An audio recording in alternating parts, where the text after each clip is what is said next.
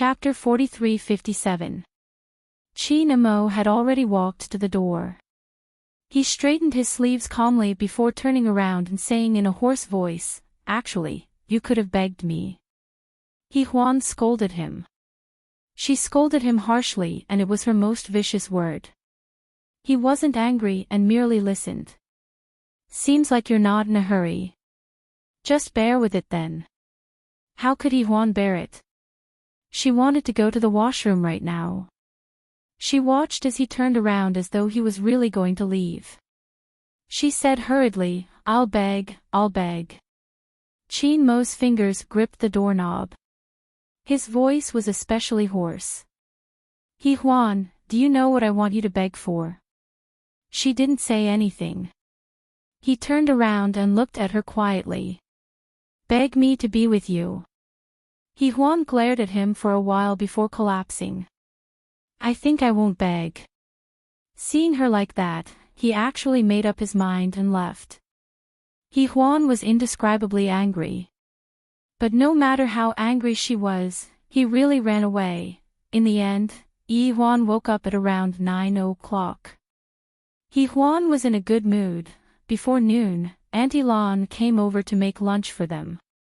The familiar smell had He Huan and Yi Huan so touched that they were about to cry. Auntie Lan had watched He Huan grow up, let alone Yi Huan. Thus, she casually mentioned what happened at the banquet that night. She mentioned how Qin Mo had abandoned so many ladies from prestigious families and that he only had Yi Huan in his heart. Of course, Yi Huan wouldn't take this seriously. If she did, she would lose. During the years when she and Qin Mo were at loggerheads, it wasn't that he didn't have women before. He didn't avoid them either. Perhaps, he did it for her to see.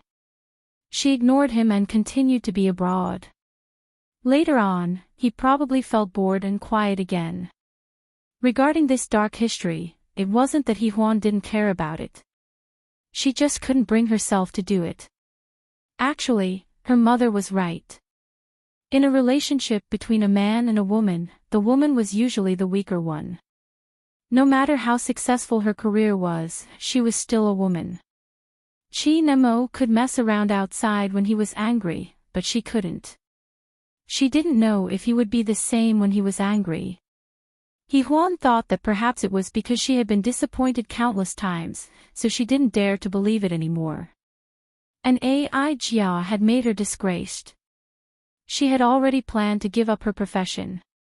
And last night, he asked her if she loved him. If this did not count, He Huan did not know what counted.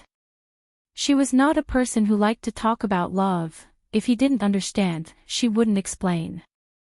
Seeing that He Huan didn't say anything, Auntie Lan knew that the knot in their hearts hadn't been untied. She didn't say anything and just continued to take care of them quietly. After dinner, He Huan and Yi Huan sat together to watch TV. As they watched, they switched to the entertainment channel. The theme of this episode was actually the column, Don't Tell Him, and the invited guests were Rong Yu, AI Meng Meng, and a famous male actor. He Huan was in the industry, so she immediately understood that AI Meng Meng had been chosen as the female lead. She was stunned for a moment, then immediately wondered if it was because of Rong Yu. However, she knew Qin Mo wasn't someone who would be influenced by others. If Rong Yu wanted to use him, he would have to go through him. He had chosen AI Meng Meng. At this moment, AI Meng Meng's graceful pose of raising her hand to play with her hair was frozen on the screen. Moreover, the expensive watch on her wrist was quite eye-catching. The host was originally asking professional questions, but at this moment, he went off topic. He asked with great interest, "Miss AI, the watch on your wrist is worth at least $1 million. Did screenwriter Rong give it to you?" Chapter 43:58. He Huan's gaze suddenly froze. She remembered that she had seen this watch before. She did not accept it when Qin Mo gave it to her. The watch on AI Ming Ming's hand was exactly the same as the one she had seen before. Just as she was lost in her thoughts, Ai Meng Meng flipped her hair and said, "This is a gift from an important person to me, to reward me for a better job." Regardless of whether it was a gift from Qin Mo, He Huan was disgusted. She had said that she was with Rongyu, but now, she was showing off in front of Rongyu. It was not nice. He Huan was worried about Rongyu. Rongyu was a scriptwriter and had no idea about the chaos in the entertainment industry. Not to mention, Ai Meng Meng was a third-rate celebrity who would do anything just to get ahead. There were so many celebrities like her around. It was a pity for Rongyu. In He Huan's heart, she always hoped that Rongyu could find a good woman to spend the rest of his life with. However, this was Rongyu's private matter and she would not ask too much about it. What she cared about now was whether the watch was a gift from Qin Mo. Just as He Huan was in a dilemma, Ai Mingming's eyes flashed coldly in the live broadcast room. Of course, she knew that the watch on her wrist was trending on Weibo. After all, a watch with millions of views and ambiguous answers would arouse a lot of interest. She was in the entertainment industry and knew how the reporters and the onlookers were. The more she tried to explain, the more people would think that the watch was a gift from Qin Mo. It was not a gift, but a gift from her. At some point, when he offered to reward her, she sat in his car and asked for the watch. At that time, there seemed to be a flash of surprise in CEO Qin's eyes. Then, he took the box and opened it. After thinking for a moment, he tossed it to her. It was not a gift, but an abandonment. She thought that he must have been unhappy, not because of her, but because of the person he wanted to give it to. If she guessed correctly, it was He Huan. But now, as long as it was trending, He Huan would definitely see it. Ai Mingming's eyes flashed with a sneer. Rongyu. Rongyu was just a stepping stone. Nothing happened that night. All she did was smear some blood on the bedsheets and that fool believed her. Of course, Rongyu was talented and had a bright future. But compared to the temptation, she felt that Rongyu wasn't her best choice. She wanted to climb up the tree that was Qin Mo. As long as there was precious blood flowing in her body, she would always be able to rise to the top. One day, she would stand at the peak of the entertainment industry. Didn't He Huan look down on her? She wanted to show He Huan that she, who had been criticized and despised by her for having no acting skills and could only be the second or third female lead, could also be the female lead. As long as this kind of blood flowed in her body, Qin Mo would support her. Ai Meng Meng smiled gently. This blood was really good. He Huan had been abroad for so many years, and she had never fulfilled her duties as a mother. She had no idea how lonely President Qin was. No matter how much love he had, it would wear away. However, she really didn't expect that Ai Jia would not be able to win over Qin Mo. Ai Jia was a scheming person, but he pretended to be pitiful and sick, and he still couldn't win over him. It was really a pity that He Huan sent him abroad. In fact, He Huan would never know her position in Qin Mo's heart. She had everything that other women wanted, but she never cherished it. Qin Mo loved her so much that he wouldn't let her go even if it was a drop of blood. Not only did he not let her go, but he also let her fly so high and so far. They were both human, but how could they be so different?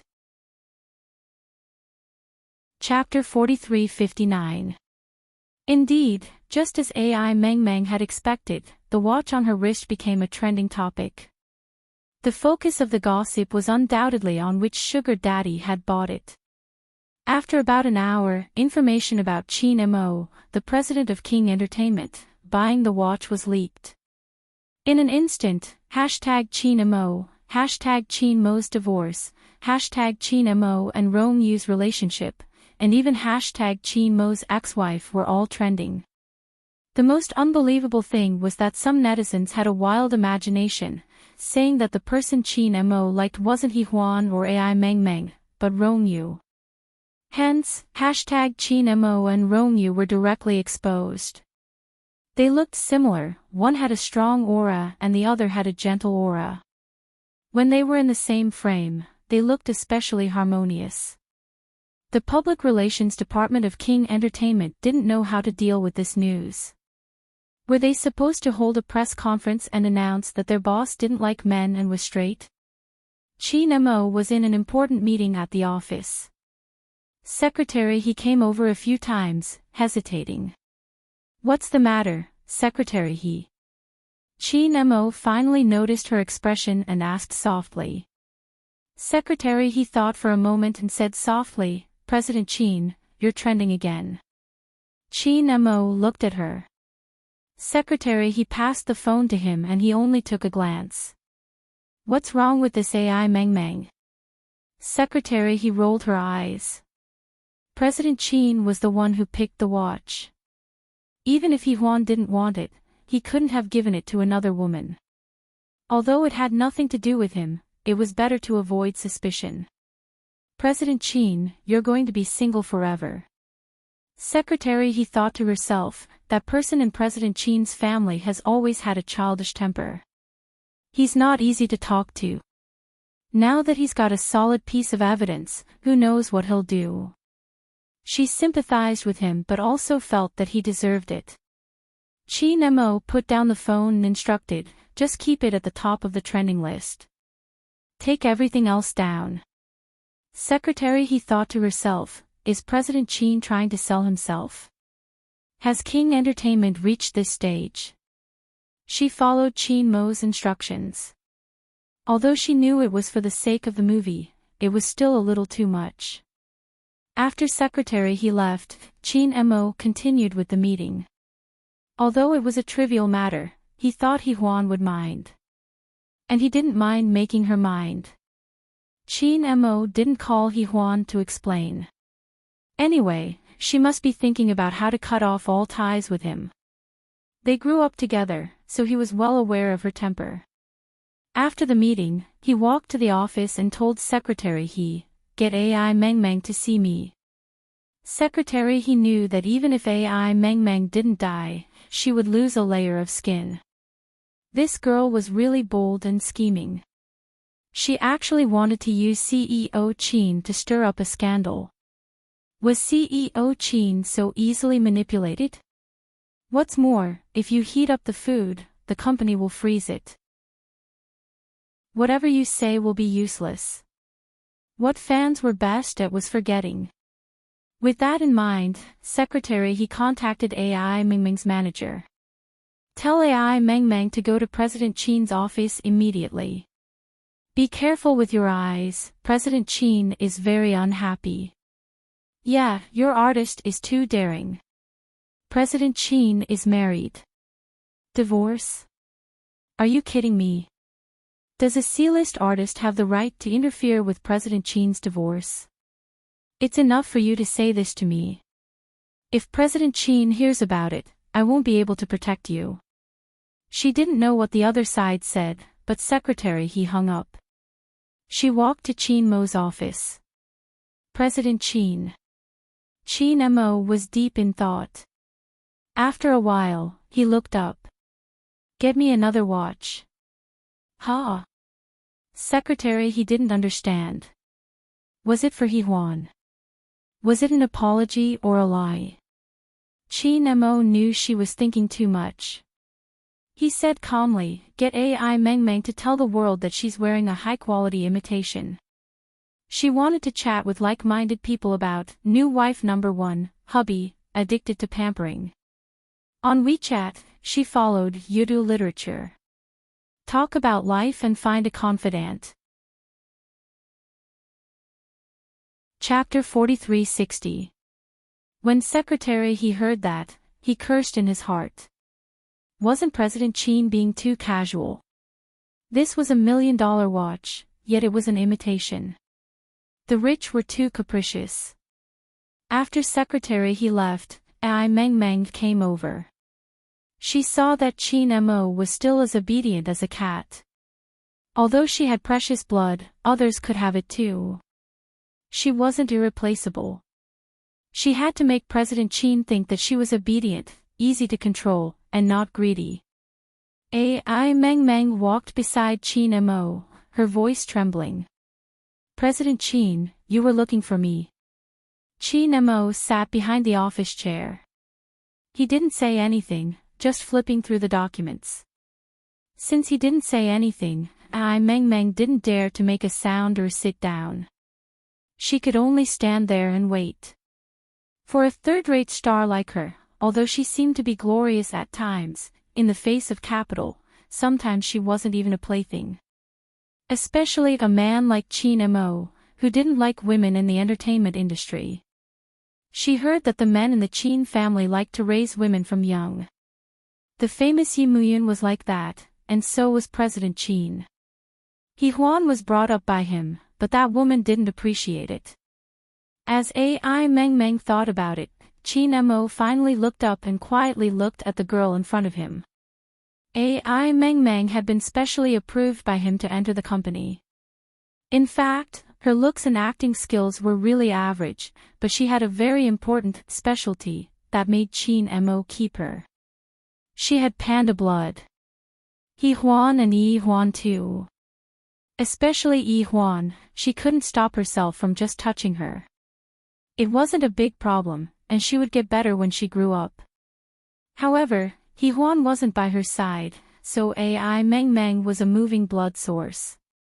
Ai Meng even had to donate a certain amount of her blood every month and store it in the hospital's blood bank. That watch, firstly, was because he was angry at Yi Huan, and secondly, Ai Meng had made a request, so he gave it to her casually like before. However, he seemed to have underestimated her ambition. Her actions were clearly a provocation to Yi Huan. This made Qin Mo unhappy. If Qin Mo was unhappy, Ai Meng's days would not be easy.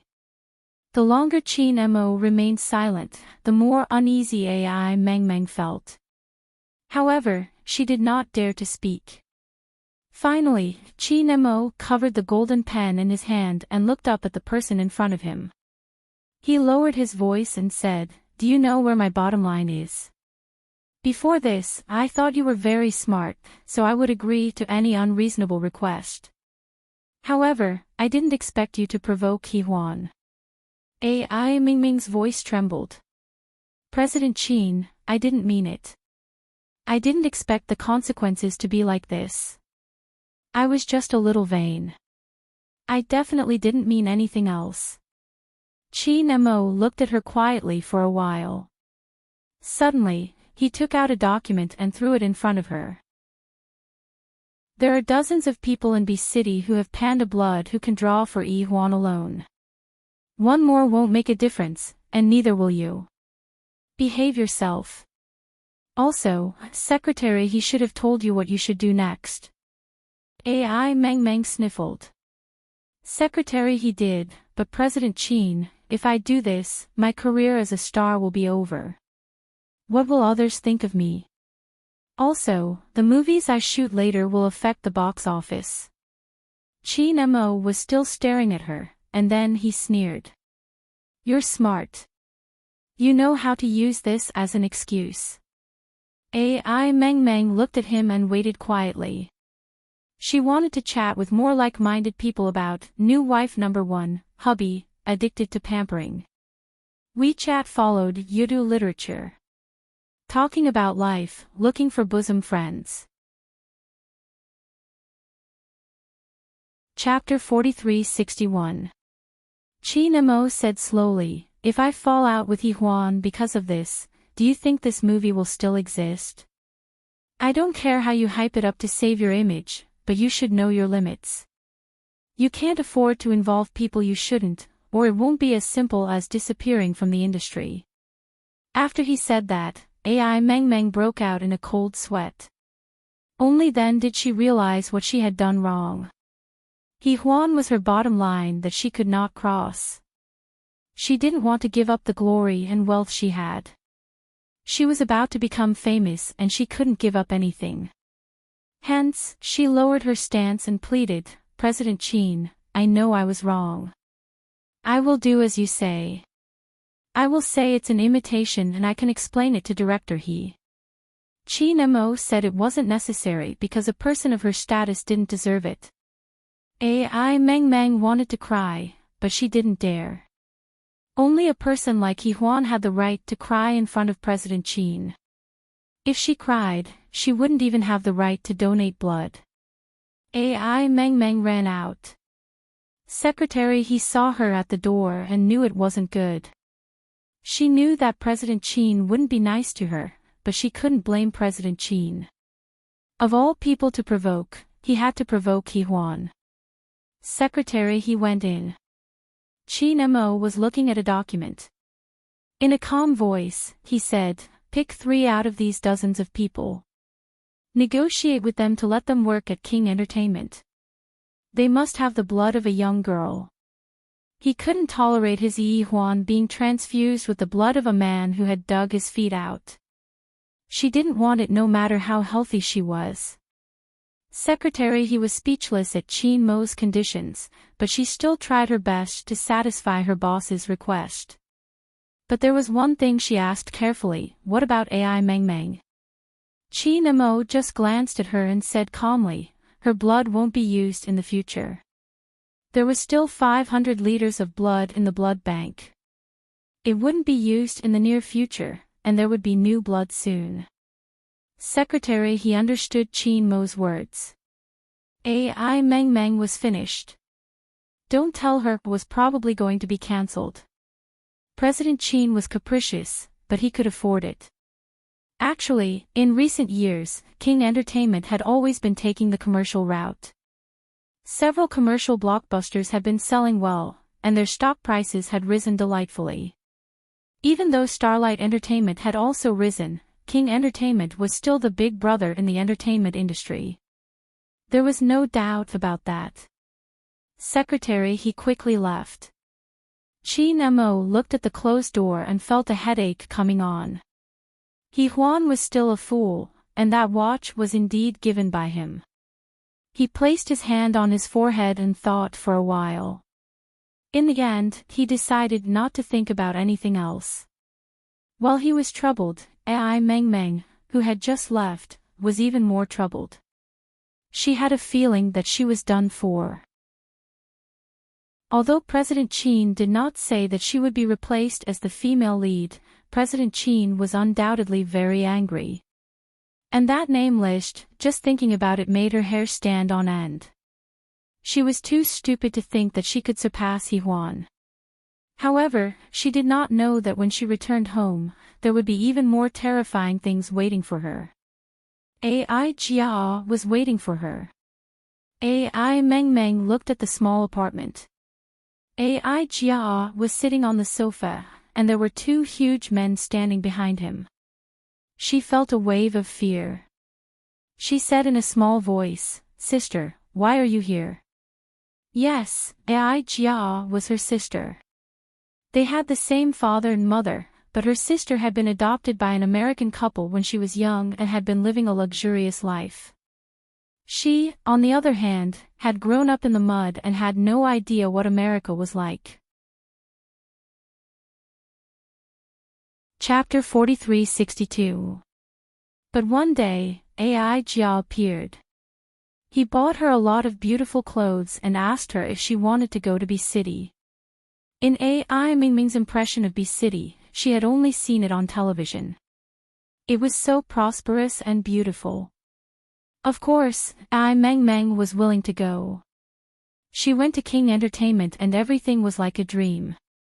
Except for the blood, everything was perfect. But later, she realized that it was also perfect. Every time her blood was drawn, she would get a sum of money. Sometimes it was 100,000 and sometimes it was 200,000. At first, she didn't know who it was, but later she found out that it was President Qin's daughter who needed her blood. President Qin was a big shot and she couldn't see him until she was brought to the hospital in the middle of the night. That was the first time Ai Meng saw Qin Mo. He was different from what others said. He was carrying Qin Yi Huan and his expression was gentle and not fierce at all.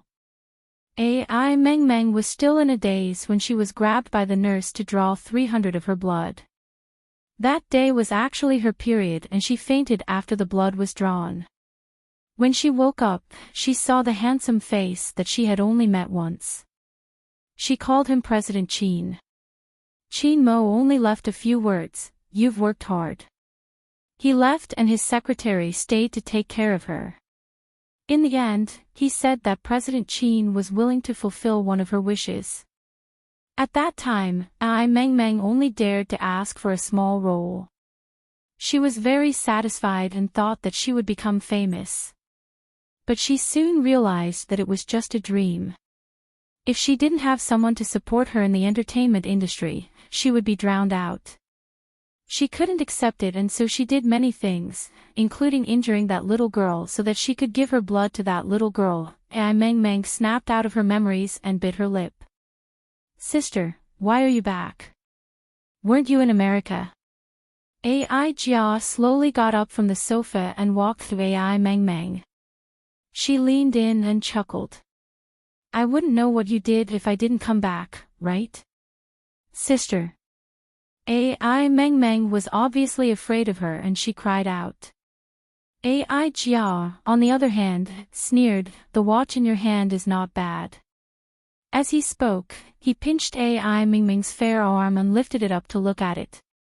Ai Meng Meng wanted to break free, but Ai Jia's strength was shockingly strong. She could only cry out in pain and ask Ai Jia to let go.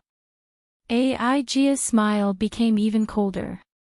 "My dear sister, are you thinking that I'm so useless that I can't even deal with a man?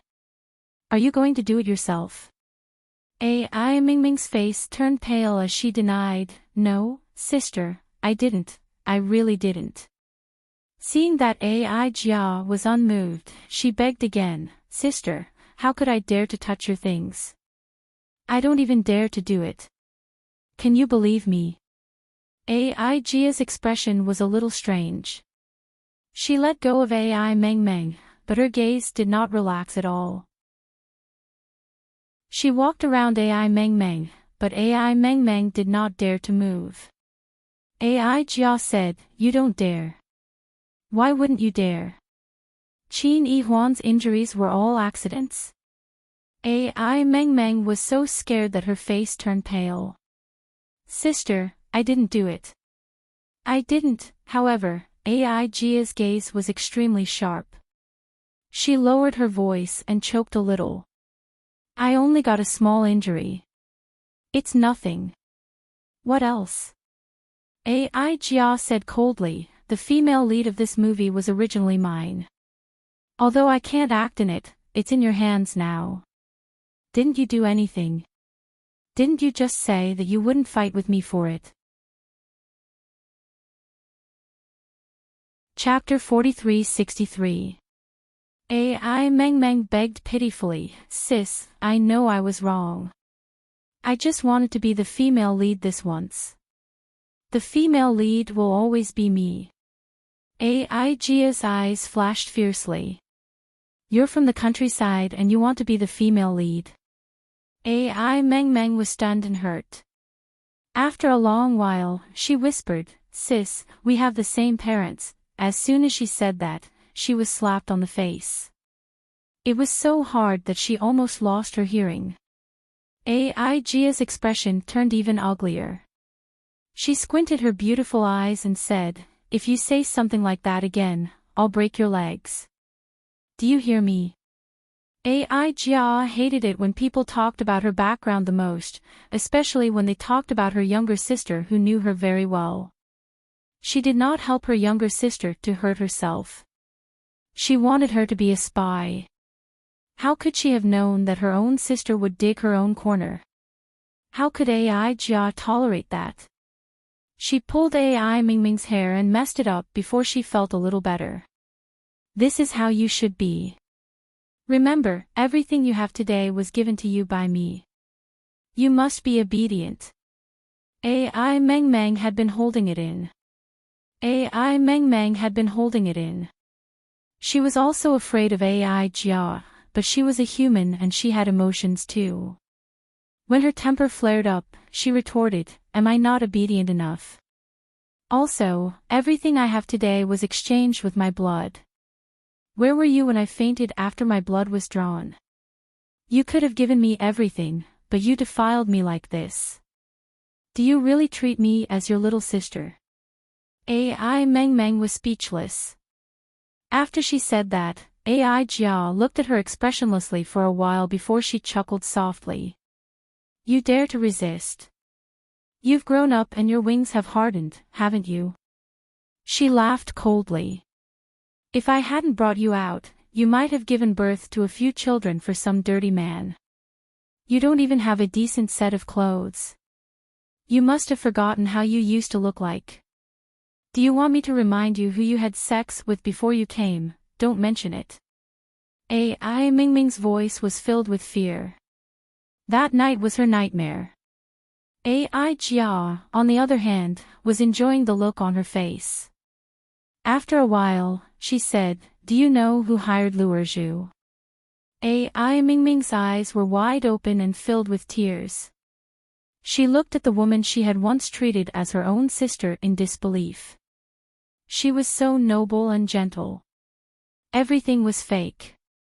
"I don't believe it, I don't believe you would do this to me." "Why?"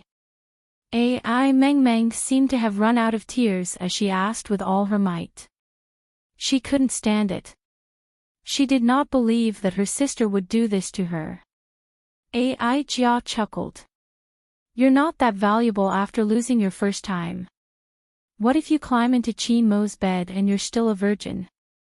I have to be prepared, don't I?" Ai Meng Meng trembled all over. "I've never dared to think about President Qin. I just want to have a career. I just want to be a star. You are only fit to be a whore." Ai Jia gave him another slap. His voice was cold. "You don't deserve anything. You only deserve to be drained of your blood. You're so stupid. You played your cards so badly. I can't even bear with you." Ai Meng Meng stared at the woman in front of her and suddenly laughed. She laughed so hard that tears rolled down her cheeks. She said, "Ai Jia, you have everything. You have so much money and the title of a movie queen. But are you living a comfortable life? Are you happy? I don't think you're happy. You're always thinking about President Qin. You just want him to be your substitute, right? Stop dreaming. You and I are actually the same. Yes, I was born in the mountains. Don't forget that you are too. You're just as cheap as me." She wanted to chat with more like-minded people about new wife number 1, hubby, addicted to pampering. She followed Yudu literature on WeChat, talking about life and looking for bosom friends. Chapter 43-64. But as soon as she finished speaking, Ai Jia slapped her. This time, Ai Mingming's face was slapped to the side. Blood even seeped out from the corner of her mouth. Ai Jia reached out and pushed her onto the sofa. She lowered her head and leaned over, saying in a cold voice, "You said I'm cheap. Meng Meng, I'll show you what it means to be cheap. I'll show you what it means to live like a lowly dog." Ai Meng Meng looked at the beautiful woman in front of her with fear in her eyes. She used to worship and love this sister. She was the one who brought her everything. She was the one who gave her hope. But now, Ai Meng Meng looked at Ai Jia. She had a feeling that Ai Jia would do something cruel to her. Sure enough, Ai Jia straightened his body in front of her and looked at her arrogantly. He reached out and pinched her chin. His voice was very soft. "Aren't you the most arrogant one? You think that your blood is great. You think that with blood, you can get everything." Ai Meng Meng stared at her. "What do you want? I'm your sister. You can't do that to me." "Sister?" Ai Jia sneered. "I don't have such a lowly sister. Look at your skin. Look at your rustic aura. How do you look like my sister? AI Mingming's eyes were filled with fear. She moved her body to the side with all her might. But the two strong men in black behind her immediately pressed her shoulders to stop her from moving. AI Mengmeng screamed, "What are you doing?" AI Jia took out a syringe from her handbag calmly. Her voice was also very calm. "I heard that people who take this stuff can't donate blood anymore. So, I'll give you a shot. As for whether or not you'll get addicted, it's up to fate." AI Mengmeng looked at the transparent syringe and the silver needle that was emitting a cold light. She tried her best to move back. She was extremely afraid. She knew what it was, and she could not believe that this woman was actually so heartless. They were blood-related relatives. Sister, I know I was wrong. Can you let me go?" AI Mengmeng struggled with all her might. She also moved with all her might. She was extremely afraid that if the needle went in, her life would be over. It didn't matter if she didn't continue to draw blood, but if she was infected, she wouldn't be able to survive in the entertainment industry. The industry was very dark, but the higher-ups and the public had zero tolerance. Her forehead was covered in sweat and her eyes were filled with tears. She begged AI Jia to let her go. However, AI Jia was unmoved. Her face was still as cold as ever, and there was a strange smile on her face. The long needle pierced into her skin. AI Mengmeng struggled with all her might. Her eyes were unfocused, but she could not break free. She could only watch helplessly as she fell into despair. AI Mengmeng didn't know when AI Jia had left, but she vaguely remembered that AI Jia had told her to be obedient. Be obedient? Would she still be disobedient? She was done for. What was the point of being obedient? Were people really different from each other? Why was her heart so cruel? What did she do wrong? Very soon, AI Mengmeng lost consciousness. Later, she didn't know who sent her to the hospital. Then, they found traces of 1D in her blood. Then, they did a deep examination to confirm it. For a moment, AI Mengmeng, a third-rate celebrity, had become a A-list celebrity because of that watch. Now, she had fallen off again. She didn't even have the chance to clarify that the watch was an imitation, because the public was most concerned about her sucking that thing. I want to chat with more like-minded people about new wife number 1, husband, addicted to pampering. Talking about life, looking for a bosom friend. Chapter 4365. She knew that her exit from the entertainment industry was a definite thing. It was just that she wasn't sure how it would affect the company and the new film. She, on the other hand, had to wait for Qin Mo to deal with her matter. AI Mengmeng wasn't trying to flatter herself, but she knew that her matter would have a huge impact on King Entertainment. She knew what would happen to her. She had nothing left. Her reputation, her career, her female lead, it was all gone. And all of this was done by AI Jia. Her own sister, the person who had once given her dreams. It wasn't Qin Mo that AI Mengmeng waited for in the hospital. It was Secretary He. Secretary He's expression was solemn. AI Mengmeng immediately sat up when she saw him. Her face was as yellow as wax and her body was weak. Her first words were, "I was forced." Secretary He walked over and sat on the chair beside the bed. He paused for a moment before saying, "I think you're not a foolish person. Your blood, you won't ruin your future." AI Mengmeng didn't have any makeup on. Her skin was yellow and she was wearing a hospital gown. She looked like someone who had just come out from the mountains. Her eyes widened and her voice was hoarse. "Secretary He, you have to believe me. I really didn't drink it. I cherish my feathers so much. Why would I do something like that? Secretary, he stared at her for a long time. Who called you? Can you tell President Qin? Ai Mingming's eyes widened even more. She wanted to say it, but she didn't dare to even if she had 10 guts. If she said it out loud, Ai Jia would kill her next time. She had to live. She couldn't die. If she wanted to live, she couldn't say anything about that crazy Ai Jia. Ai Mengmeng shook her head and then lowered her head. I was tricked during a social event. Secretary, his gaze deepened. He took out a stack of documents and placed it in front of Ai Mengmeng.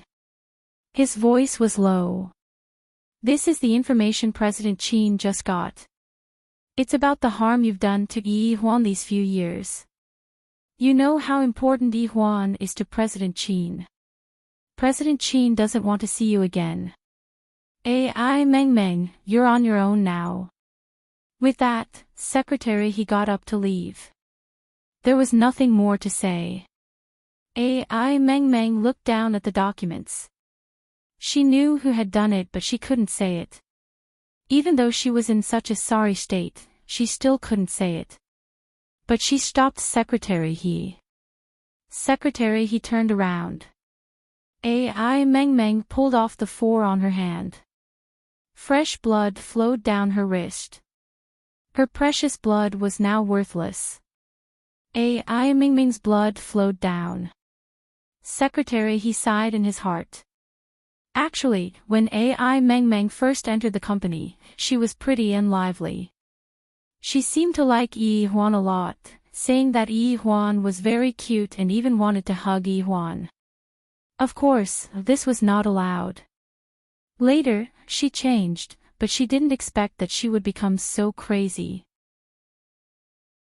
In order to exchange her blood for opportunities and conditions, she hurt Yi Huan again and again.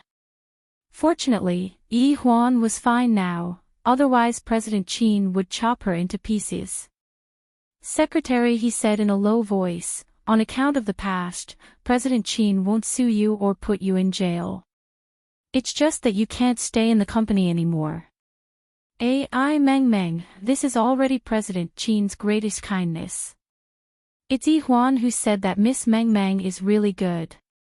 He even bought her sweets, coaxed her to sleep, coaxed her not to cry. As secretary he spoke, Ai Mengmeng couldn't help but cry. I want to chat with more like-minded people about new wife number 1, husband, addicted to pampering. Follow you read literature on WeChat, chatting about life and looking for a bosom friend. Chapter 43-66. As secretary he spoke, Ai Mengmeng couldn't help but cry. She was so bad, hurting Yi Huan again and again, but Yi Huan was like a little angel. Secretary, he whispered again, this was Yi Huan's idea. She said she wouldn't pursue the matter. Yi Huan. Ai Mengmeng was stunned. She doesn't hate me. Secretary, he paused and smiled faintly. I don't think it's hate. Most importantly, you still have to thank Yi Huan. Children were like angels on earth. They only had gratitude in their hearts.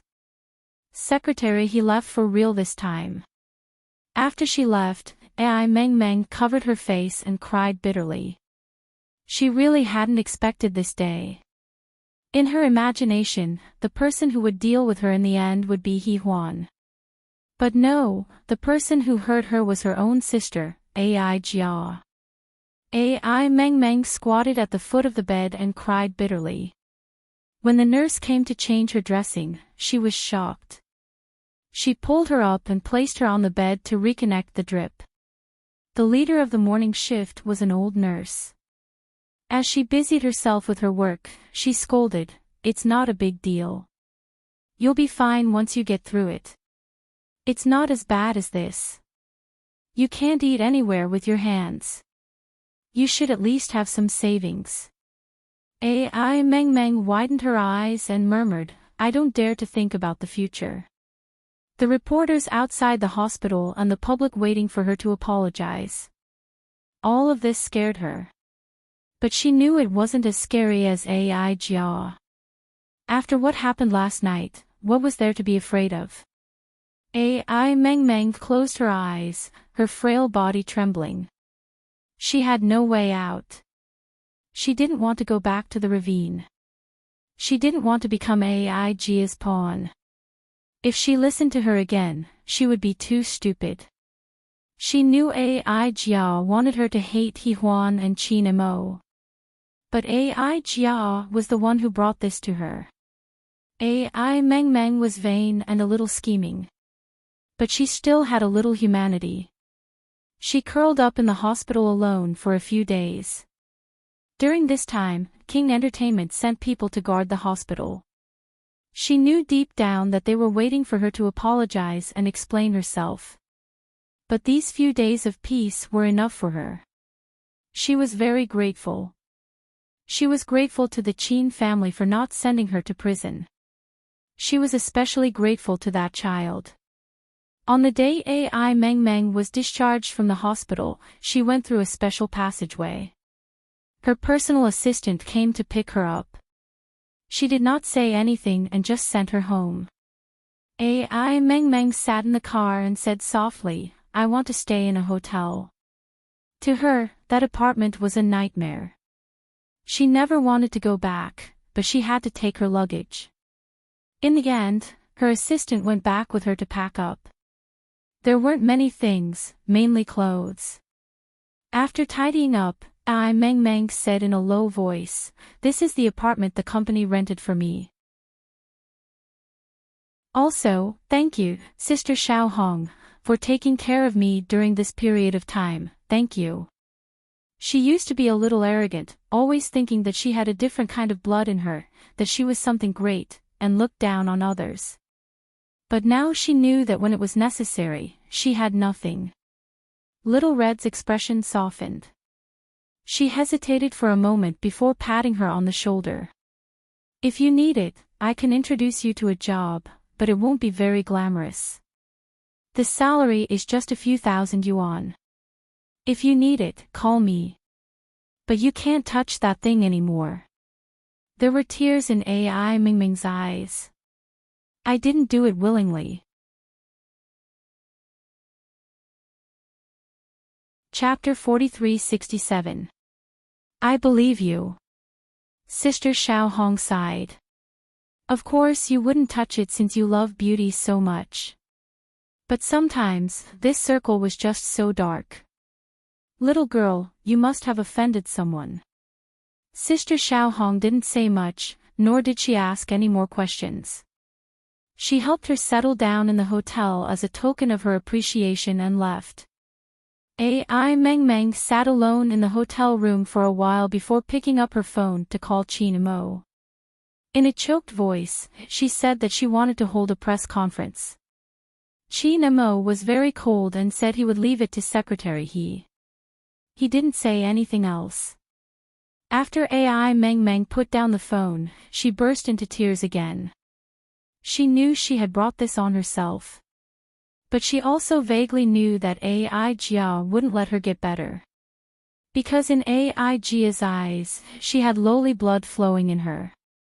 She didn't deserve to be famous, didn't deserve to live a superior life. How ironic.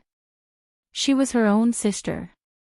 On the day of Meng's press conference, she really enjoyed the treatment of an A-list celebrity. All the media gathered together, waiting for the photos and the latest press release. Qin Mo himself was traffic, and traffic was the way of the king. Meng was dressed in a white shirt and black dress. Her face was plain and clean. She went on stage with the help of King Entertainment staff. She didn't read from a script. Her gaze was pale and she looked at the audience with some reluctance. This might be her last time standing in front of people. Although it wasn't glorious, she still felt nostalgic. She had wanted to be a celebrity since she was young. She held the microphone with one hand and said in a hoarse voice, "Today, there are two things I want to clarify. First, the watch I mentioned before was actually a counterfeit. There is no big shot behind it. If there is, it is the company that has always supported me. As she spoke, she bowed. After straightening up, she calmed herself down and continued, "The other thing is that I was rushed to the hospital this time. I promise to the public that I'm not a gentleman, but this kind of bad behavior is a disgrace, so I've decided to leave the entertainment industry forever. I'm sorry to the public, to all my fans who like me. I've let you down, so I'm sorry again." As she said that, her eyes were filled with tears. Her eyes and nose were red. At this time, a reporter had already asked a tricky question, "Miss AI, is this your best performance in your career? Do you want to be forgiven for showing weakness?" AI Meng Meng was dazed for a moment before she snapped out of it and retorted, "No, I'm leaving the industry forever. I will be responsible to society and the public and will not enter the entertainment industry again." In the end, she said a few words, but the reporters didn't know what to write. They didn't think she was that bad after all. Another sighed. It's a pity for such a good seedling. If she had chosen the artistic route from the start, she wouldn't have been nominated for an international award. Qin Mo held a glass of red wine in his hand. "Did you find out who gave her the injection?" Secretary, he shook his head. "I didn't find anything. The other party was very careful." AI Meng Meng also refused to say anything. "I think she probably offended someone in the industry. Otherwise, how could she be so ruthless?" Qin Mo lowered his eyes. "Let her be." Those words meant that the matter was over. Qin Mo didn't expect that Yi Huan's kindness and cuteness had saved AI Meng Meng and Yi Huan herself. Chapter 4368. After Secretary he left, Qin Mo held the glass in his hand and swirled it gently. After a long time, he drank the wine in his glass and dialed Yi Huan's number. Her phone was still turned off. He smiled bitterly. This time, she was really angry. But he felt wronged. She was the one who didn't want it. He gave it away and she was unhappy. Didn't she say it was an imitation now? He lied to himself. But women still needed to be coaxed. Qin Mo put down his glass and walked out. Before he left, he bumped into someone he shouldn't have bumped into. AI Jia. AI Jia walked out of the guest room and looked at Qin Mo. "Long time no see." Qin Mo looked at her quietly and said calmly, "Why are you here?" "I heard something happened to King Entertainment, so I came to see if there's anything I can help with." AI Jia smiled. Qin Mo's lips curled up. "You're quite well informed, but there's nothing to help with." "Oh right, let Secretary He entertain you." As he said that, he called for Secretary He. Secretary He came over and looked at the two of them. It was a little difficult. Actually, she knew that AI Jia was a difficult person to deal with. If a normal woman knew that she had caused discord in the other party's family, she would definitely avoid it. But this one, not only did she not avoid it, she even came over. AI Jia was obviously unhappy. She was here to talk about the movie. AI Meng Meng couldn't act, but she could. She wanted to say it, but Secretary He said shrewdly, "Miss AI, our President Qin has something to do. Why don't you come over to my place for some tea and snacks?" "Qin Mo, is there only a secretary's hospitality left between us?" AI Jia's voice was also moving. Secretary He exclaimed in her heart that it was good acting. But she was more inclined to AI Ming Ming's lesbian acting skills. Not bad, she was sincere. Even though she had done bad things, she looked more natural now. Qin Mo was obviously impatient. He frowned. AI Jia, I told you, Aigia's voice had a touch of desolation. Are you going to ignore me like he did? Qin Mo looked at Secretary He. Get the company's doctor to give Miss Ai a shot of Valium. Secretary He immediately went to make the call. Aigia's expression was a little angry. Qin Mo, Qin Lu died for you. Yes. Qin Mo's voice was heavy and pained. But he is my family, and the ones who hurt the most are my parents, not you or me. Aigia, don't use the Land of Qin incident to kidnap anyone. He was tired of it too. Aigia smiled strangely. She took a step back and said, Qin Lu, you will regret this. After saying that, she quickly left. And Qin Mo noticed that she called Qin Lu's name, not him. Qin Mo stood there for a while. Secretary He came over and watched Aigia leave. She stuck out her tongue and said, he left. Qin Mo's gaze was deep. In the future, tell the security guards not to let anyone in. Secretary He thought to himself, did they have a complete falling out? But it was good. It was better to stay away from such a woman with bad intentions and princess syndrome. Qin Mo went downstairs and got into the car. To the villa. He hadn't seen He Huan for a few days. This girl sealed the door and didn't let Auntie Lan open it for him. She was really stubborn. But it seemed like he could still tolerate it. Also, this could be considered jealousy, right? Chapter 4369.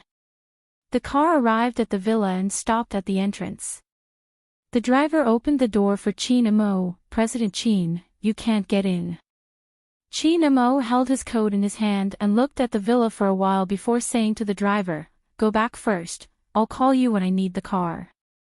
The driver was quite enthusiastic today. President Qin, are you going to climb the wall? Can you do it? Do you want me to give you a hand? Qin Mo, he glared at the driver and the driver immediately got into the car. He didn't dare to look at President Qin climbing the wall. Qin Mo glared at him fiercely again before walking to the security room. This young security guard was also He Huan's man. If he said that he wouldn't open the door, then he wouldn't open the door. He even said that it wouldn't have anything to do with him if he bumped into him. Qin Mo's voice was indifferent. Turn off the current. The security guard was in a difficult position. Qin Mo repeated himself and he could only do as he was told. Qin Mo walked to the wall and picked a place to climb over. When he landed in the courtyard, he heard a sharp intake of breath. Looking over, he saw that it was Yi Huan. Little Qin Yi Huan was digging with a small bucket and a small shovel. He was about to dig his father's grave. Her little mouth was slightly open and she looked very cute. Qin Mo patted the soil on his body and coughed. Where's Mommy? Mommy is taking a nap. Grandma Lan is cooking. Mommy will wake up when the food is ready. The baby thinks that Mommy must have smelled the food. Grandma Lan's food smells so good. The corner of Qin Mo's mouth twitched. He carried Yi Huan to the kitchen and handed her to Auntie Lan. Wash the little one. I'm going to check on Yi Huan. Auntie Lan smiled when she saw him. She looked over and asked, did you climb over the wall? Qin Mo's gaze was a little strange. Yi Huan smiled and said, Daddy fell from the sky. Qin Mo pinched her little face. You're so naughty. You learned it from your mother. When he was about to leave, Yi Huan hugged his leg. Daddy only likes Mommy, not baby. Auntie Lan smiled. Why don't you give her a hug? She missed you a lot too. Qin Mo's face was a little hot. This kind of emotion would only appear in front of an elder. He coaxed Yi Huan, and little Yi Huan actually felt embarrassed. She twisted her little body and wanted to play by herself. Chi-Nemo smiled and let go of her. He watched as the little fellow ran off to dig the soil with a small bucket and a small shovel. Chi-Nemo shook his head and said to Auntie Lan, "Huan spoils her too much. She doesn't even go to school anymore." Auntie Lan swiftly processed the ingredients and smiled. "Aren't you indulging Huan as well?" Chi-Nemo smiled and didn't say anything. "I'll go up and see Huan." Auntie Lan deliberately teased him. "Go ahead. I know you don't have a daughter in your heart. You only have a wife." Chi-Nemo went over and hugged her. The old woman kissed her face. "Auntie Lan, too." Auntie Lan said, "Little guy, don't use your honey trap on me. It won't work." Chi-Nemo walked out with a smile and slowly went upstairs. In the master bedroom on the second floor, the hostess was sleeping soundly. She slept soundly on her side, which made people want to catch her and beat her up. Chi-Nemo quietly watched her for a while. He walked over to the bed and sat down. He reached out and pinched her face. Huan thought it was Huan, so she buried her face in the pillow. "Huan, stop it. Let mommy sleep a little longer. All you do is eat and sleep. What a pig." Chi-Nemo directly put his hand through her hair, held her head, and kissed her.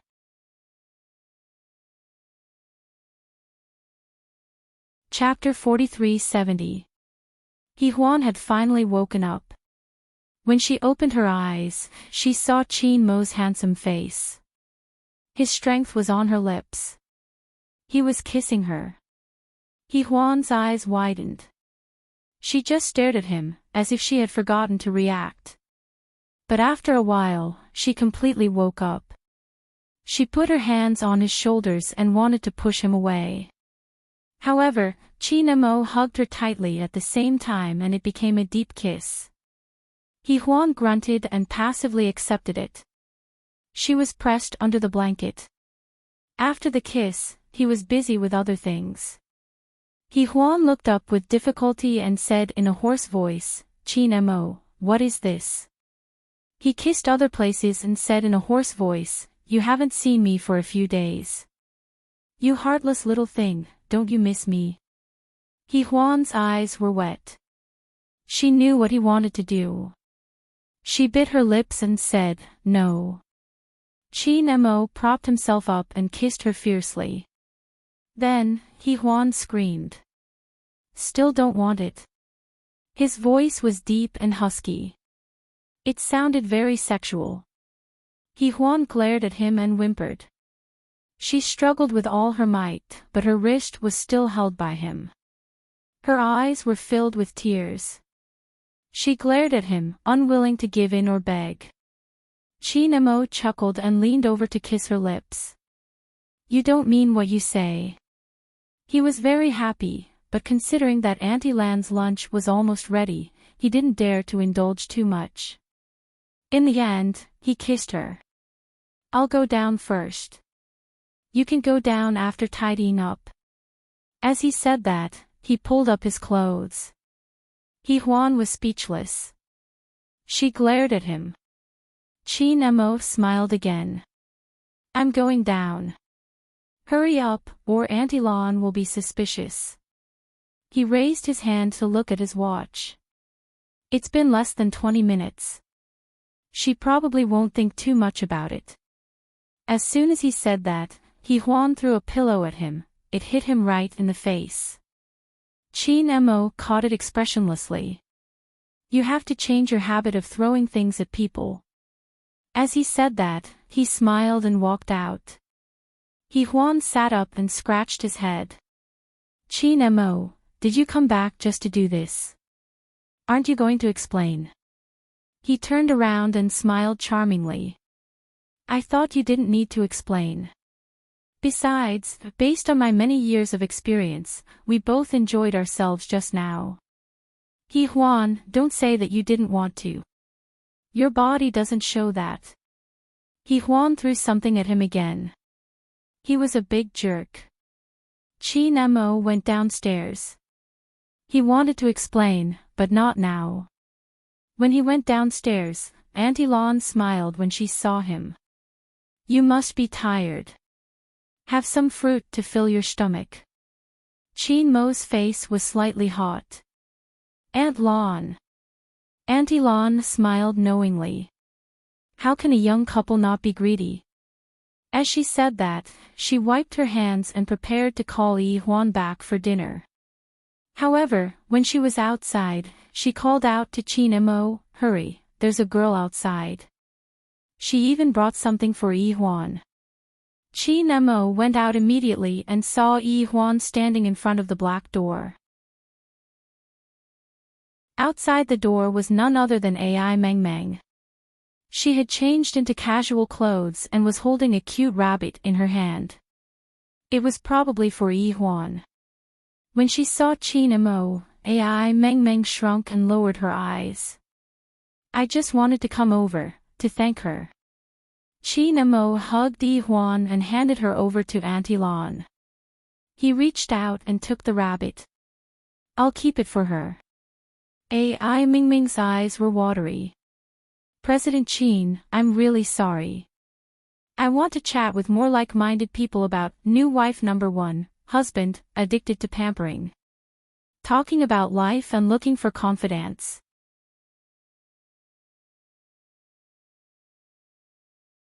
Chapter 43-71. You don't need to apologize. I hope my forgiveness can help you turn over a new leaf. Qin Mo said calmly, I also believe that you came to thank Yi Huan, so I'll accept it for her. As for the future, don't come looking for her. Ai Meng Meng nodded. Yes, I won't disturb you in the future. Although she really wanted to hug Yi Huan and apologize personally. When Ai Meng Meng left, her gaze fell on Yi Huan, who was behind Qin Mo. She was such a cute little girl. She had always wanted to use Yi Huan to achieve her own goals. She was wrong, very wrong. If she could make it up to her, she was willing to give everything she had to make it up to her. Ai Meng Meng looked at Yi Huan and Yi Huan looked back at her. Suddenly, Yi Huan struggled out of Auntie Lan's arms and picked up the bunny from her father's hands. She walked to Ai Meng Meng and smiled. Yi Huan had recently lost her teeth. When she smiled, she looked even cuter and less adorable. She hugged the bunny and said softly, I know you. You're the big sister who drew my blood. Dad said your name is Meng Meng. Ai Meng Meng bit her lip, not knowing what to say. Yi Huan suddenly walked to the side and pressed a black button. Then, the black carved door slowly opened. Yi Huan ran over and hugged Ai Meng Meng. While Ai Meng Meng was stunned, she said in a small and shy voice, thank you. Then, Yi Huan ran back. She was always a shy little girl. Qin Mo looked at Ai Meng Meng. She won't know anything. Thank you. Ai Meng Meng's voice was slightly choked. President Qin, I'm sorry. She bent over and took a long time to straighten up. Then, she saw Yi Huan. She mumbled an apology again. It was a little embarrassing, but she still said it. Yi Huan was quite indifferent and didn't say anything. To her, Ai Meng Meng was a stranger.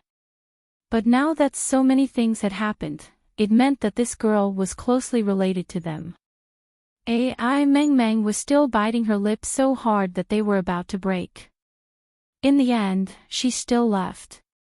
Yi Huan looked at her back and said faintly, Qin Mo, can you explain it now? Qin Mo looked at her and then at Auntie Lan. Auntie Lan immediately said, oh, it's time to eat. If you two have a meeting, you can have it later. It won't be good if Yi Huan is hungry.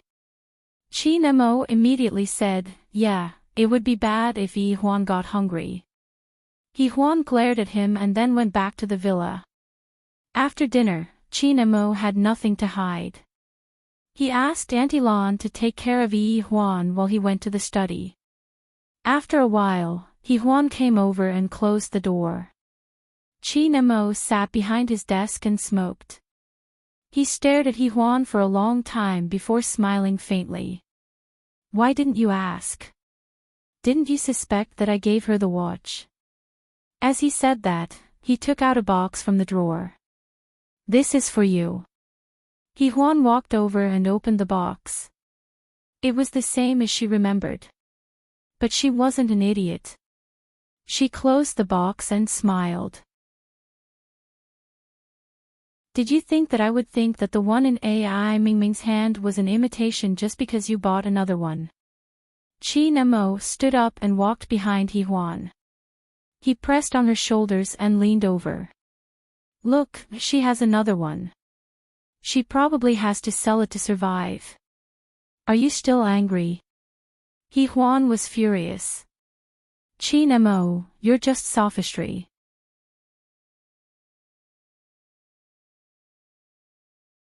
Chapter 43-72. It's an excuse. But you like it too, don't you? He smiled and bit her earlobe. Are you still angry? Yi Huan immediately broke free from him. Don't give me that. As she spoke, she walked to the sofa and sat down, still looking very angry. Chi Nemo smiled, stared at her for a while, and walked to her side. I'm going to explain now. Do you want to hear it? Up to you. Yi Huan flipped through the magazine, but she quickly stopped what she was doing. Chi Nemo sighed softly. Yi Huan has panda blood. I know. Yi Huan's voice was gloomy. Then, Chi Nemo continued, you know how precious blood is.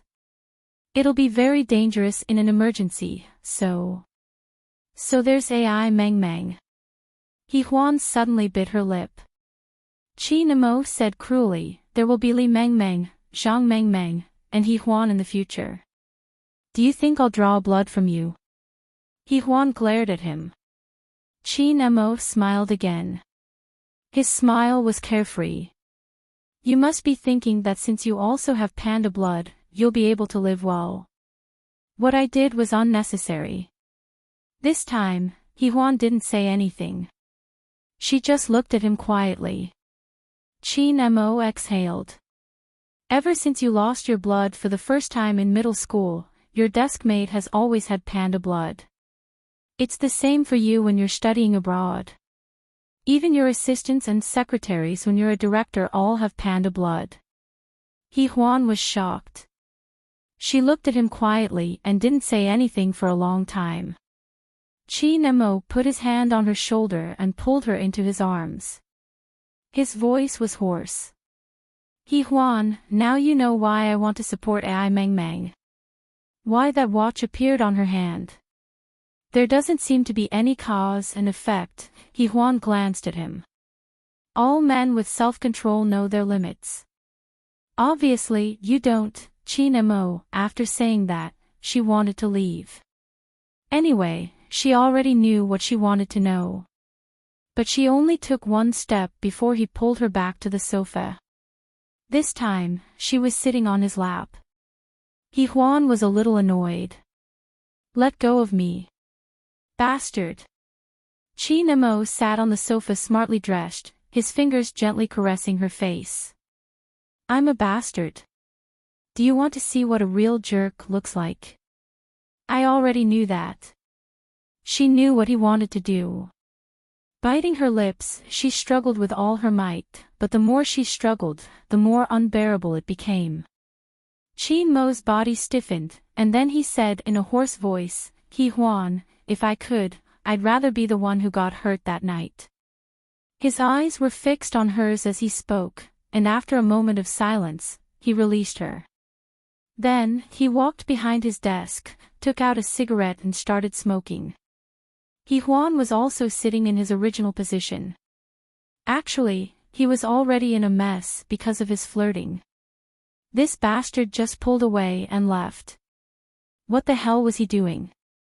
After smoking half a cigarette, Chin Mo looked up and said in a slightly reserved manner, "If you don't want to, I won't do it anymore."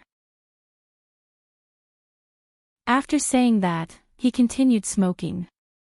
He didn't say anything else. He didn't say anything about breaking up with her, and he didn't say anything about where Yi Huan belonged.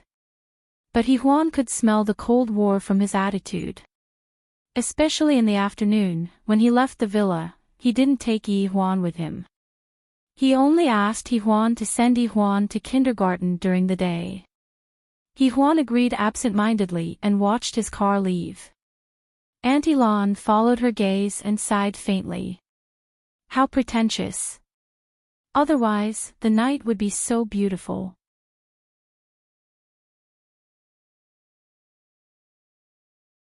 Chapter 43-73. Yi Huan was speechless. She turned back to look at Auntie Lan, unable to say anything for a long time. Auntie Lan smiled. Do you miss him now? The old lady went back to wash up. She did not understand the world of youngsters. Yi Huan stood there for a while, looking outside. Then, Yi Huan tugged at her hand. Mummy, did Daddy quarrel with you? Yi Huan squatted down. No, Daddy has a job. Yi Huan's expression was a little strange. But Daddy said that he likes Mummy more. Yi Huan cursed inwardly. Of all the things that Chin Mo could have taught, he had to teach Yi Huan this. She brought Yi Huan back. Dinner was for the three women to eat together. At night, Yi Huan gave Yi Huan a bath. After a few days, she was already very familiar with it. At night, she slept with Yi Huan. She told a fairy tale to Yi Huan. Yi Huan's eyes were about to close as she listened. After a while, she said in a very soft and sleepy voice, Mummy, I miss Daddy. Yi Huan was stunned. Then, she kissed her forehead. Call Daddy tomorrow morning. But I miss him now. Yi Huan grew up like a princess. Chin Mo was always at her beck and call. Yi Huan thought about it and agreed. She took out her phone and dialed Chin Mo's number. The call went through. It sounded like he was in a bar. Yi Huan frowned. She heard Chin Mo's cold voice. What's the matter? Yi Huan bit her lip. Yi Huan wants to talk to you. As she spoke, she passed the phone to Yi Huan. Yi Huan had no idea about the turbulence of the adult world.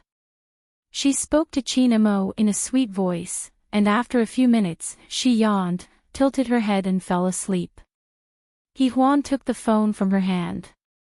She looked at it again. The call had been hung up. She sighed speechlessly. She felt that Chin Mo was a little childish. However, she knew in her heart that because of the panda blood around her, she always had some different feelings towards him, and this man took the opportunity to be arrogant. Yi Huan tossed her phone aside and lay flat on the bed. On the other side of B City, Chin Mo and Lan Yu were sitting face to face in a bar. It was already 10:00 at night. Lan Yu raised his hand to look at his watch. It's 10:00. Are you really not going back to Yi Huan's place? As he spoke, he looked like he was about to get up. Chin Mo reached out to stop him. You've only been sitting here for a while and you're leaving. Have you become a eunuch under Chinchin's control? Lan Yu chuckled. I'm sure that in bed, I'm a man and Chinchin is a woman. Chin Mo gave him a mocking look. How could I not know your tricks? Can you give me some face? Lan Yu glanced at him. Then, he picked up his glass and drank his wine. He said slowly, oh yes, Yi Huan is single now. She's young and rich. I've seen her recently and she's much prettier. Chinchin said that men like this type. Don't you worry about leaving her alone at home. Chin Mo glared at Lan Yu. Don't give me that. Yi Huan doesn't like anyone else. What about Romeo? Speaking of this, Lan Yu smiled. His son used to be called Romeo, but because Chin Mo cared, he changed it to Lan Yu. Of course, he felt much better. Chin Mo's expression was even worse. Looking at his brother-in-law's handsome face, he really wanted to punch it and smash the smugness on his face.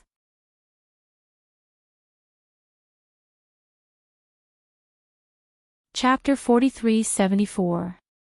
However, the arrogant President Chin wouldn't do that. He just picked up his coat and walked out. Lan Yu was still sitting where he was. He finished half a glass of wine in his hand and walked out of the bar. Chin Mo was already in the car. Lan Yu was relieved when he saw that the driver was driving. He turned around and got into the car. Chin Mo returned to his old apartment. He tossed and turned on the bed but couldn't fall asleep. He hated a certain little guy in his heart, but he couldn't do anything to her. The next morning, in the villa, Hee-Hwan woke up. The first thing she did was to check if there was a call. There was no call. She stared blankly for a while and realized that he was really angry. It was her rejection. Hee-Hwan dragged Yi-Hwan up, took care of the little girl's clothes and food, and sent her to school. After that, she also went to the studio. She hadn't been there for a few days and was busy with some things. Especially, Twin had been edited, and she had to watch it several times. After being busy for a long time in the studio, when she was hungry, she received a call from Chin Mo. His tone was not very good. Hee-Hwan, you left Yi-Hwan at the kindergarten and don't need to pick her up. Hee-Hwan was stunned for a moment. It was already 5 in the afternoon. She had indeed missed the time to pick her up. I'll go right away. She packed her things and went downstairs to drive to the school. At the school gate, Chin Mo's Mulsan was parked there. Chin Mo was bringing Yi-Hwan out from the school, and the person beside him wasn't Secretary He, but a very beautiful female star. She was a second-tier star, had a good figure, and was also young. Hee-Hwan knew that when Chin Mo dealt with his personal affairs, he never had a woman by his side, and the one beside him might be the new love he had chosen. She felt a little uncomfortable in her heart, but her face was indifferent. I won't come if you say you're coming. Chin Mo looked at her. You didn't give birth to the child. His attitude was really bad, and Hee-Hwan had no choice. Just as she was about to say something, she felt dizzy and her body swayed. Only then did she remember that she had not eaten today. It had been a day. Chin Mo also noticed that she didn't look well and could guess why. He picked up little Yi-Hwan and threw her into the back seat of his car. Then he looked at Hee-Hwan and said, "Get in the car." Hee-Hwan also knew that she couldn't drive now, so she thought that Chin Mo would let the little star drive her car. However, Chin Mo didn't. He even opened the front passenger door for the beautiful girl and let her sit beside him. Although Hee-Hwan knew that he was angry at her, she still felt very uncomfortable. Her eyes were a little hot, and she turned her head to the side. Chin Mo got into the car, fastened his seatbelt, and whispered something to the girl beside him before driving off. Hee-Hwan heard him asking about the restaurant. Since when did he have to ask others for food? With Hee-Hwan's personality, she would immediately turn around and leave, but with Yi-Hwan around, she couldn't do anything and could only endure it. The car drove steadily, and surprisingly, it stopped in less than 5 minutes. The girl got out of the car first. And Chin Mo drove for another 2 minutes before stopping in the parking lot of a restaurant. He unbuckled his seatbelt. Vegetarian restaurant, a new one in B City. Isn't it quite popular recently? Hee-Hwan pursed her lips. I thought you would eat with the 4 of us. It's not convenient, he said mysteriously, and Hee-Hwan was so angry that she gritted her teeth.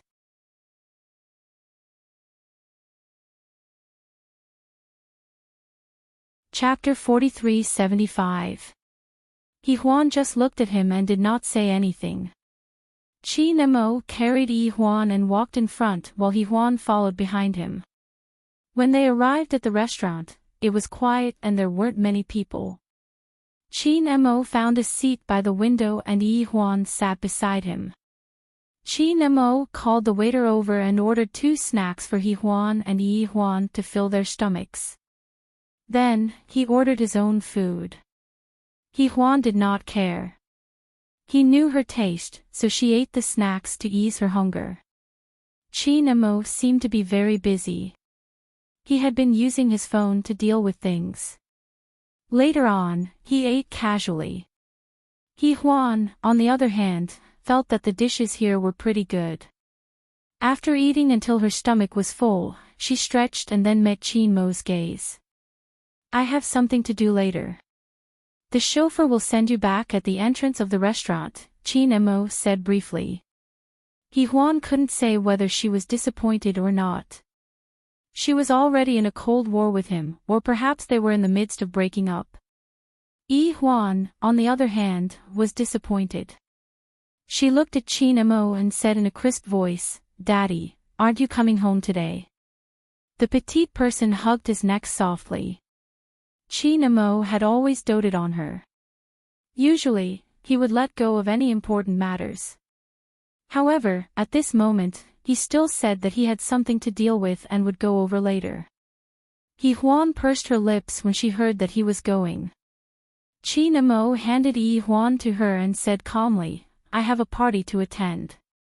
You and Yi-Huan can sleep first." Yi-Huan could not refuse in front of the child, so she nodded and agreed. Chi-Nemo sent them to the door. The chauffeur, Mr. Zhang, was already there. He opened the door for Yi-Huan and said goodbye to Chi-Nemo before driving away. In the car, Yi-Huan opened her big round eyes. "Mommy, who is the pretty girl in Daddy's car today?" Yi-Huan was a little distracted. "She's a colleague from the company." "Are all the girls in Dad's company so beautiful?" "If that's the case, won't it be dangerous?" Yi-Huan must have watched too much TV and knew a lot. Yi-Huan smiled. "Celebrities are all very pretty." Yi-Huan said sweetly, "Mommy is prettier than them." "Little liar." Yi-Huan kissed her. "Say that to your mother every day from now on." Yi-Huan's expression was indescribable. Yi-Huan brought Yi-Huan back to the villa. It was getting late, and Auntie Lan had already finished her dinner. Seeing Yi-Huan carrying Yi-Huan back, she immediately caught up with them. "Is the little girl asleep?" Yi-Huan nodded. "I fell asleep in the car." Auntie Lan wanted to ask something, but she didn't. In the end, she just wanted to help Yi-Huan carry Yi-Huan. "Let me carry him, Auntie Lan." Yi-Huan's voice was soft. "I can carry him. You go to sleep first." She knew that Auntie Lan was old and went to bed early, so Yi-Huan had been coaxing Yi-Huan by herself. Although Yi-Huan was only a few years old, her body was quite chubby. Yi-Huan was also sweating all over as she carried her upstairs. However, the little girl woke up as soon as she reached the small bed, and then subconsciously wanted to hug Yi-Huan to sleep. Yi-Huan stayed with her for about half an hour before the little girl fell asleep. Only then did she get away and gently wipe Yi-Huan's little hands and feet with a hot towel. When she was wiping them, there was an indescribable feeling in her heart. It was warm. After doing all this, Yi-Huan straightened up, stretched, and bent down to kiss little Yi-Huan. Only then did she go back to her bedroom to take a shower, change into pajamas, and lie in bed.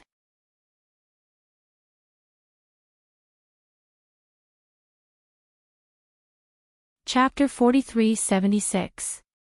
Actually, there were some jobs that she could have done, but she was too lazy to do anything. She sat on the bed in a daze for a while before taking out her phone to check the time. It was already past 10. In the end, she used her laptop to watch a movie and fell asleep halfway through. Chin Mo came back after 12 o'clock.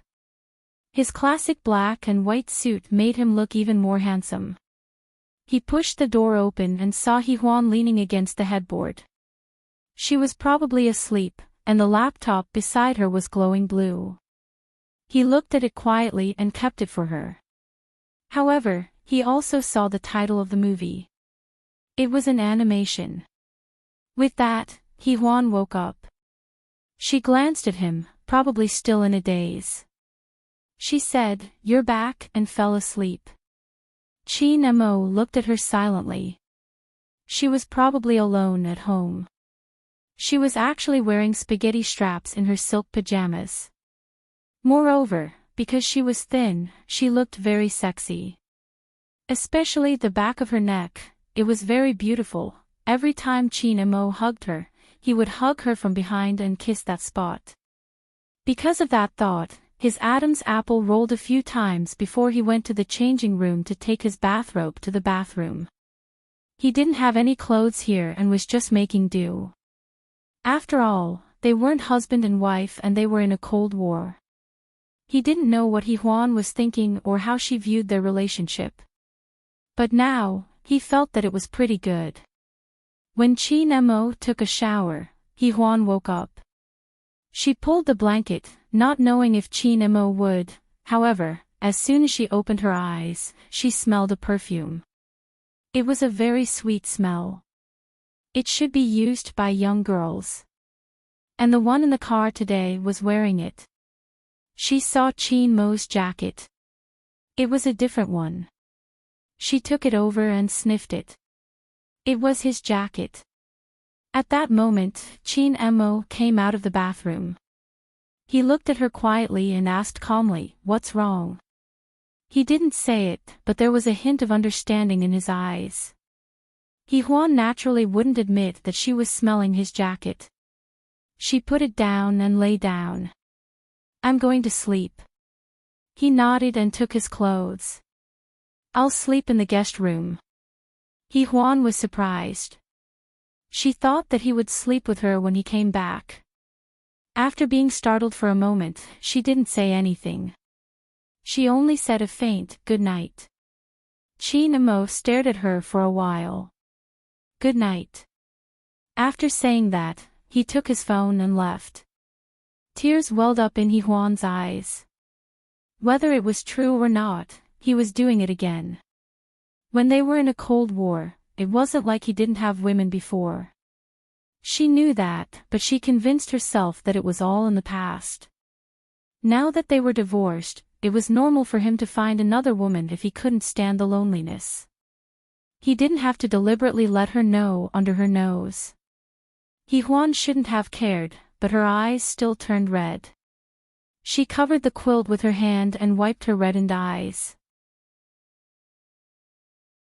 He still felt a little uncomfortable. Her eyes were a little swollen after the night, and she couldn't hide it even with the foundation. Because she had to send Hee-hwan to school, she had to get up early to tidy herself up. On the other hand, Hee-hwan was taken care of by Chin Mo.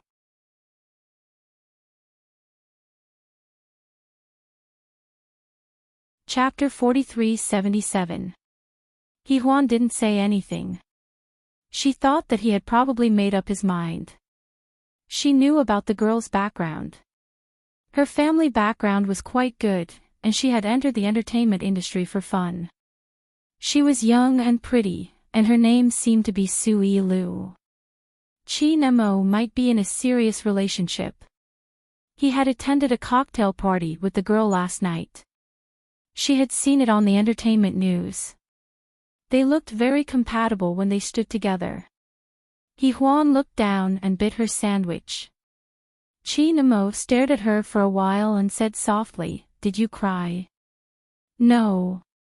She pursed her lips. Chin Mo's fingers touched her face, and then he said indifferently, "It's not because of me, is it?" She looked up at him with bloodshot eyes. After a while, she smiled and said, "If it's inconvenient for you to have a girlfriend, then you don't have to come. I can take care of Yi Huan. Yi Huan had gone upstairs to get her school bag, so she couldn't hear her parents' discussion. Qin Mo looked at Yi Huan quietly. He had actually just eaten a little and had lost his appetite. He put down the knife and fork in his hand, wiped his lips with a napkin, and leaned back. Yi Huan, do you know that you've been acting like you're about to leave in this marriage? Yi Huan sneered, we're not married anymore, Qin Mo. You're the one who has a girlfriend and wants to go on a blind date now. Can you stop picking on me and admit that it's hard for you to find a new partner? He looked at her for a moment and sneered, it seems like you know me very well. Same here. Yi Huan's voice became colder. There's no meaning in this. So I don't have to come over, and Yi Huan doesn't need me anymore, right? He wasn't angry. Chapter 475, Chapter 475.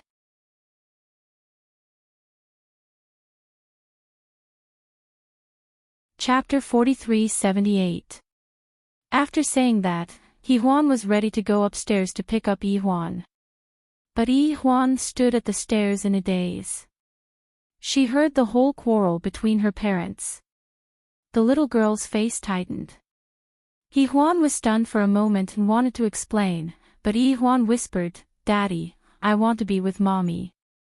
Qin Mo's throat tightened. Yi Huan said again, Daddy is loved by many people, but Mommy is alone. Yi Huan couldn't believe that Yi Huan would choose her, because she was not very good at taking care of Yi Huan.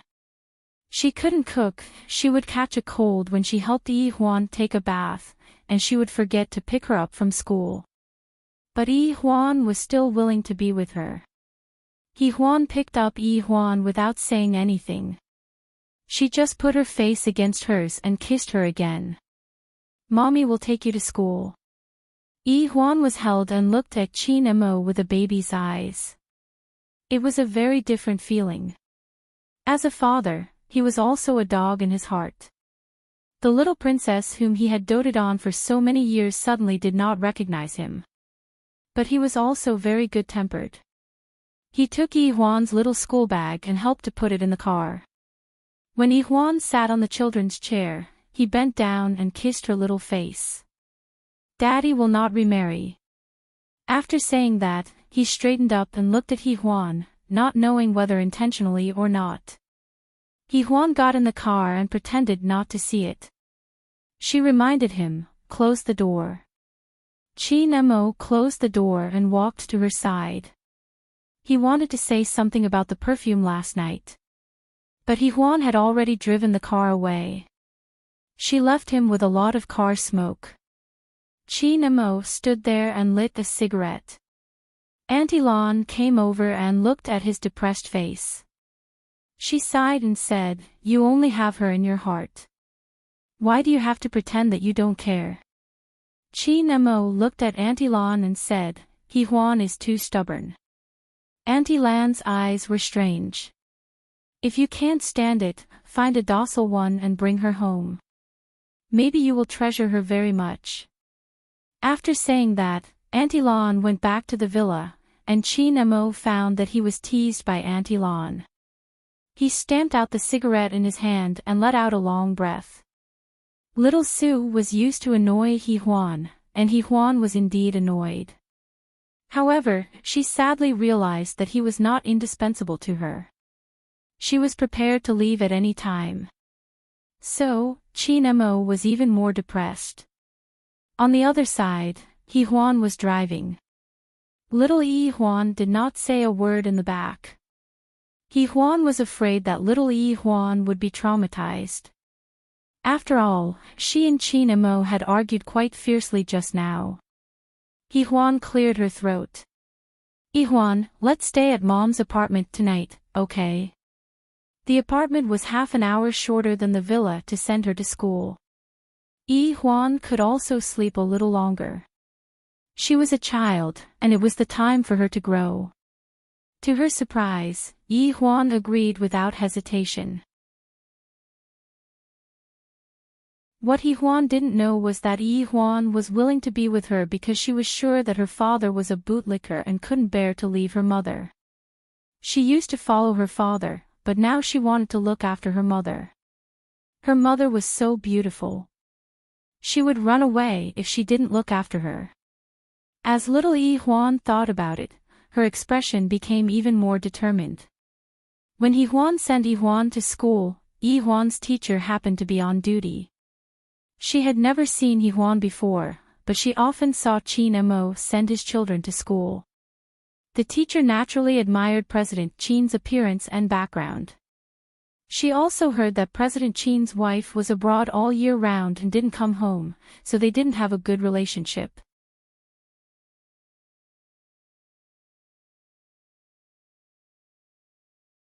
Chapter 43-79. Hence, it was normal for a young female teacher to have some thoughts. She would usually bring some snacks for Yi Huan to win Qin Mo's favor, but Qin Mo never noticed it. He just took it as the teacher's good intentions. Today, Yi Huan was sending Yi Huan off. It was the teacher's first time seeing Yi Huan. She didn't know Yi Huan and didn't expect that Yi Huan was Yi Huan's mother because Yi Huan was very young. Yi Huan jumped down from Yi Huan's hand and ran over. "Hello, Miss Dai." The teacher with the surname Dai smiled. "Yi Huan, go on in. Today's dress is really pretty."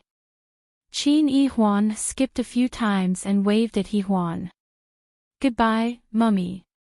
Miss Dai's face froze. She looked at Yi Huan and asked, "Are you Yi Huan's mother?" She almost lost her composure when she asked. Yi Huan already knew that Qin Mo was a flirt, so she didn't mind. She just smiled faintly. "Yes, I am Yi Huan's mother." Miss Dai's gaze was a little complicated. She didn't expect Yi Huan to be so young. She looked like a high school girl, especially with her black hair that reached her shoulders. She was also very skinny. She didn't look like a woman who had given birth to a child. Yi Huan understood after she looked at her. She just smiled and opened the car door. Miss Dai realized that it was a car that cost tens of millions. Her gaze became even more lustful. Yi Huan didn't care too much.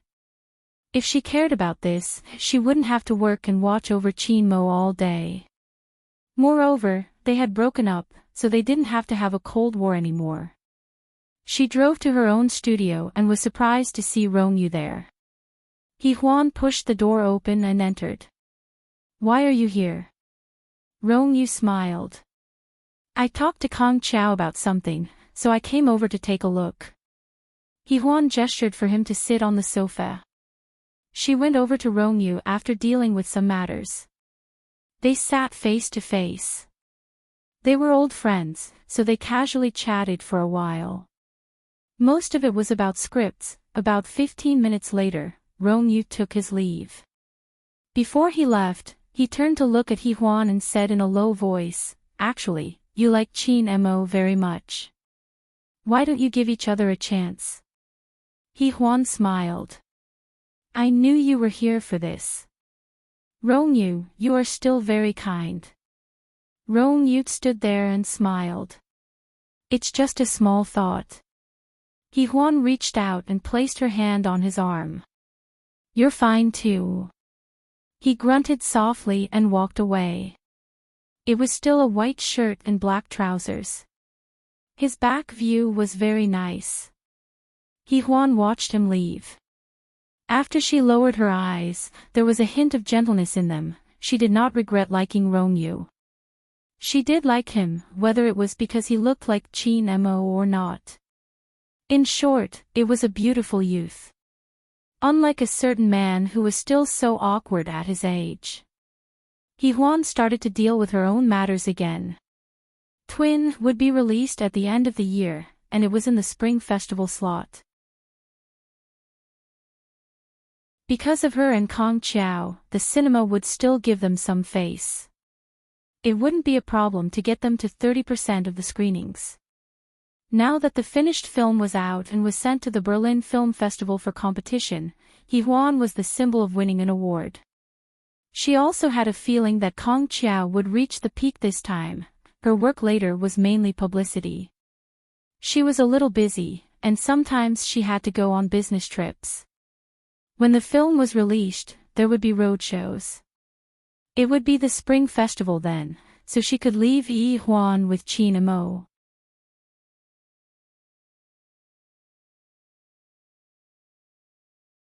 Chapter 4380. Rong-yu walked out of Huan's studio and was about to get into his car when he heard a timid voice. Rong-yu. Rong-yu looked up and saw Ai Meng. Not long ago, they had been on a show together. She had shown him the watch in her hand, not caring about his feelings at all. Of course, other than that night, they had no feelings for each other. Ai Meng walked up to him and said in a low voice, Rong-yu, I want to talk to you. Rong-yu placed his hand on the car door. He was driving a white BMW, which matched his temperament very well. Ai Meng used to be arrogant because she had seen too many successful men in the Vanity Fair. She had looked down on Rong-yu and got together with him to discuss Huan. But now, she realized that she was not worthy of this man. He had such a clean temperament. Even though he had been through so much trauma, he was still standing there. After Ai Meng said that, Rong-yu said calmly, get in. He got in first and Ai Meng only dared to get in. She felt a little uneasy sitting next to him. Rong-yu brought her to his apartment. It was a 100 square meter apartment. It was not luxurious, but it had a scholarly feel to it. It was quiet and beautiful. Ai Meng was a little uncomfortable. She pursed her lips and did not say anything for a long time. Rong-yu poured her a glass of fruit juice and sat opposite her.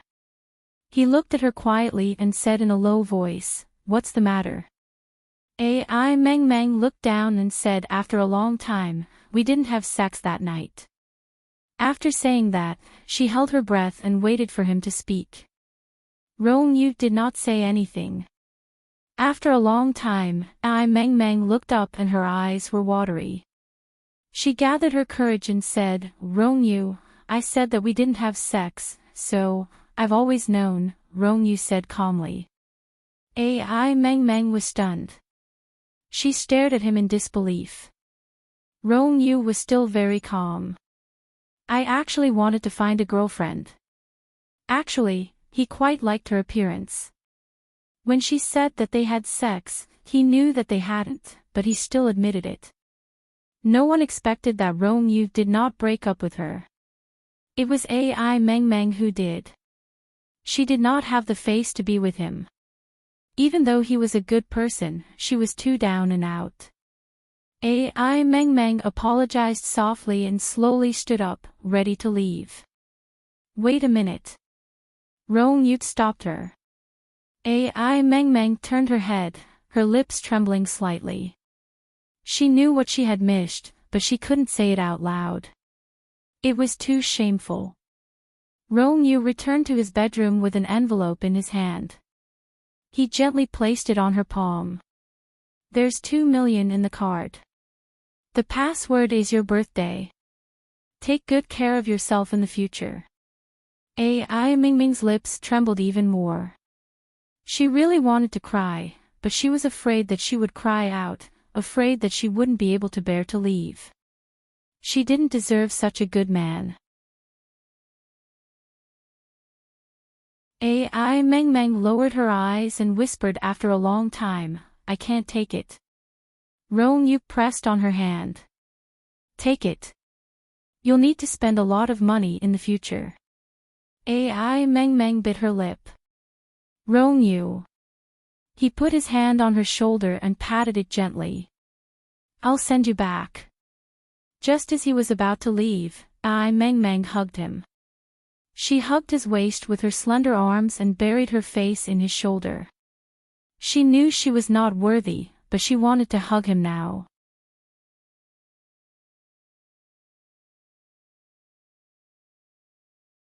Chapter 4381. At this moment, she was a little sad. If she was good enough, would she be able to have such a man? She leaned on his shoulder and hugged his waist nervously. Her voice was also very low. I'm bad, I've done bad things and I'm vain, but I've never sold myself. Ronyu, I'm still clean. With that, she raised her head and kissed him. Ronyu had never done this before. He froze for a moment and lowered his eyes to look at her. Ai Meng Meng was a little shy. She was afraid that he would reject her, so she opened her eyes and looked at him. There was innocence in her eyes, just like when she first moved from her hometown to B city. It was very pure. Ronyu was passively kissed. After a long time, his hand finally held her shoulder. When Ronyu woke up, it was already afternoon. He sat up on the bed and scratched his head. The seat beside him was already empty. He looked a little dazed. Finally, he picked up 2 long strands of hair on the pillow. It was left by Ai Meng Meng. Ronyu put it under the light for a long time and looked at it. Then, he saw that the card he gave her was lying quietly on the bedside table. Ronyu took the phone and called her cell phone, but it was switched off. He called a few more times, but it was switched off every time. At night, it was still switched off. After a few days, he was sure that she had given up on this number so that he wouldn't be able to find her. Later on, Ronyu never had a girlfriend. He remembered that morning with Ai Meng Meng. It was her first time all the way until the afternoon. He also didn't know if he was waiting for her when he was single all the time. He tried to look for her. He went to the places she lived and went to the places she used to go. Sometimes, he would even see a similar figure on the streets, but it was never her. Ai Meng Meng seemed to have disappeared from this world. Ronyu learned to drink and smoke. It wasn't until he was admitted to the hospital that he decided to quit. He Huan brought Yi Huan to visit him. Looking at him, she asked, Ronyu. Ronyu looked at her and smiled faintly. I'm fine. He waved at Yi Huan. Little girl.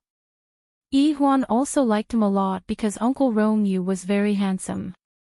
It was probably because of his clean temperament that he looked younger than a mature man like Qin Mo. In addition, he was indeed a few years younger.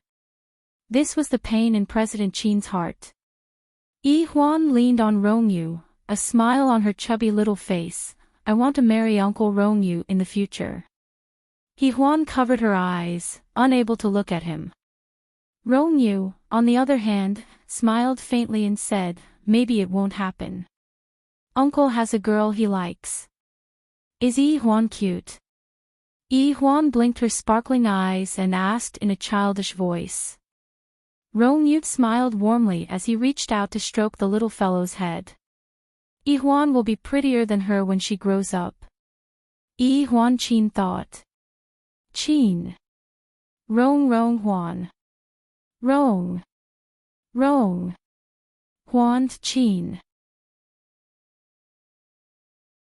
To Qin. To say. Rong. She wasn't so bad when she was young. Yi Huan said, no, I heard from Granny Lan that my name is Yi Huan. It means that Qin Mo's sweetheart is Yi Huan. So, I'm more like my mother. This explanation was convincing. Yi Huan smiled helplessly. Ronyu pinched the little girl's nose. Your Granny Lan is right. He smiled at Yi Huan again, and Yi Huan felt rather uncomfortable.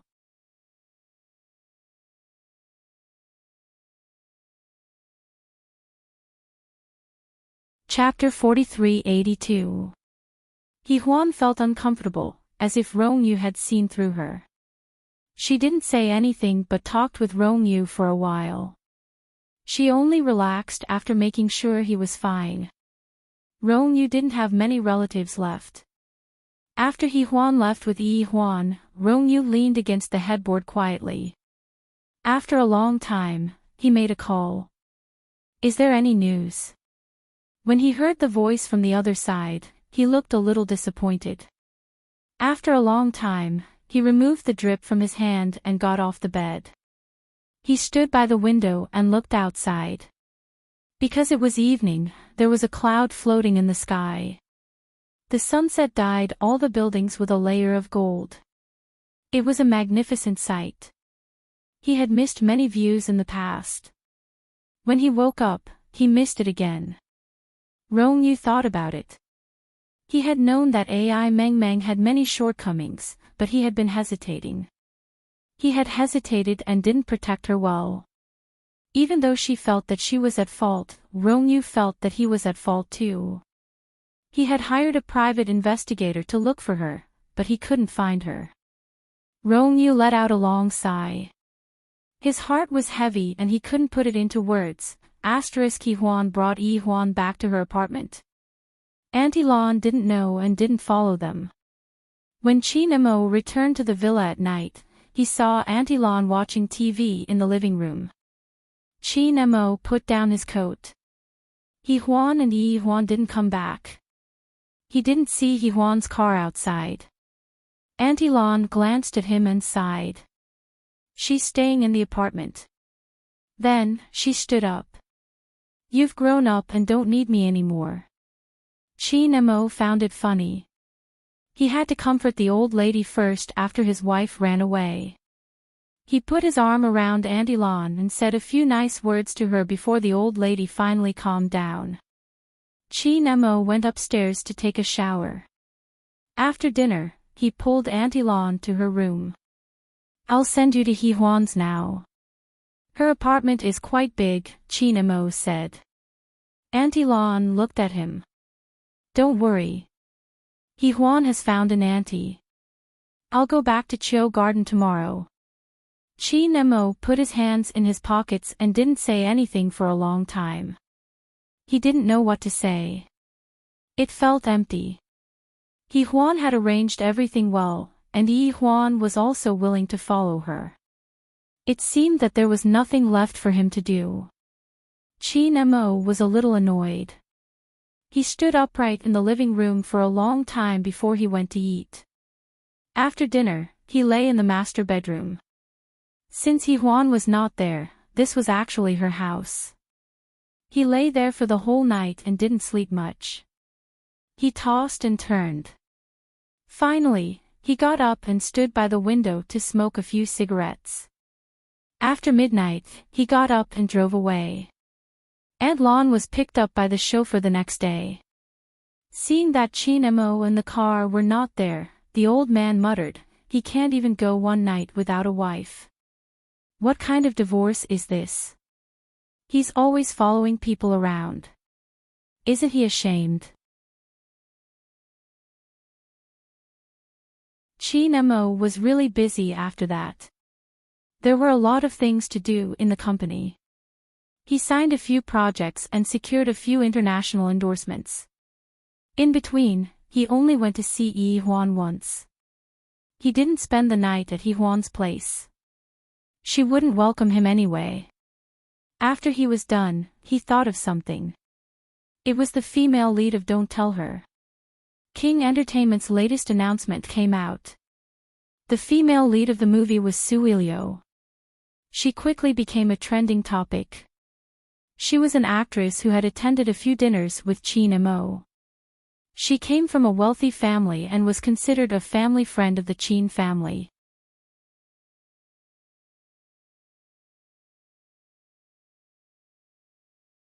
Chapter 4383. All of a sudden, Suilio became a hot topic and was frequently mentioned together with Qin Mo.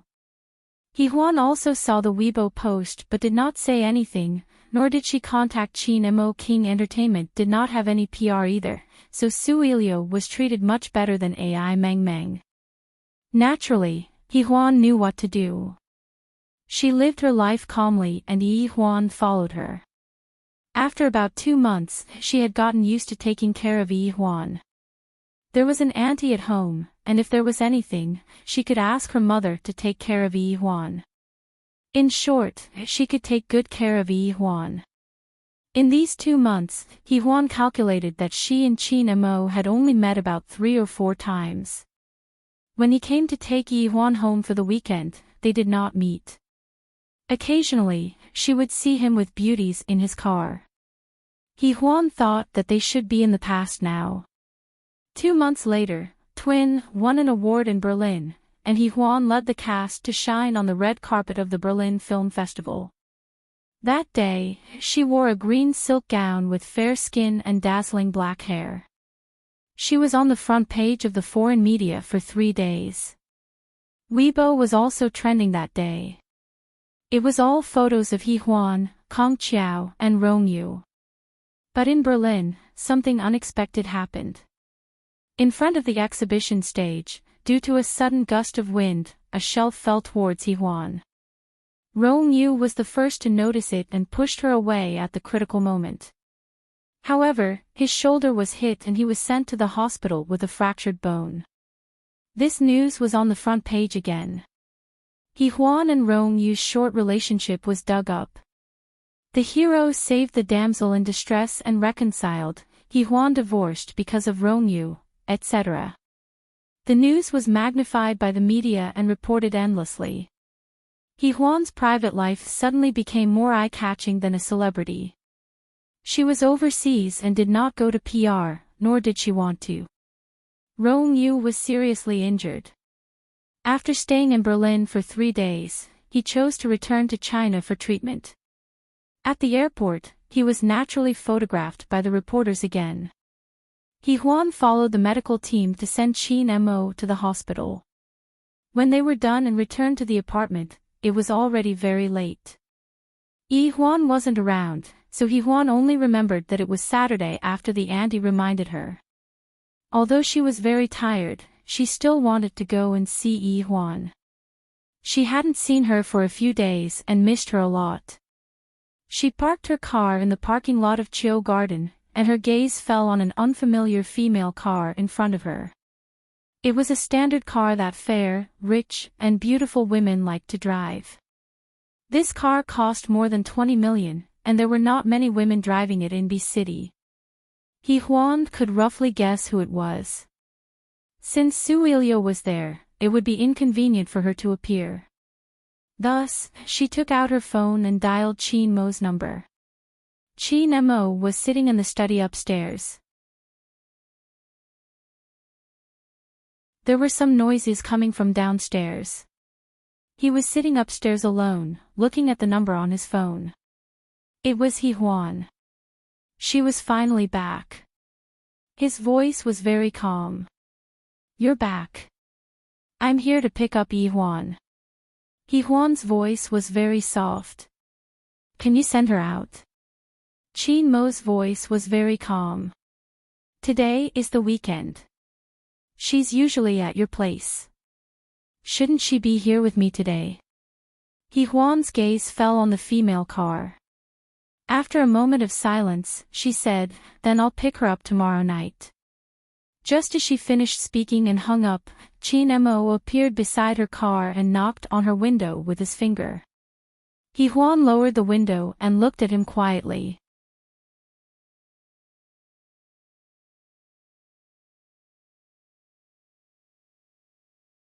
Chapter 4384. Qin Mo said calmly, "Let's have dinner together.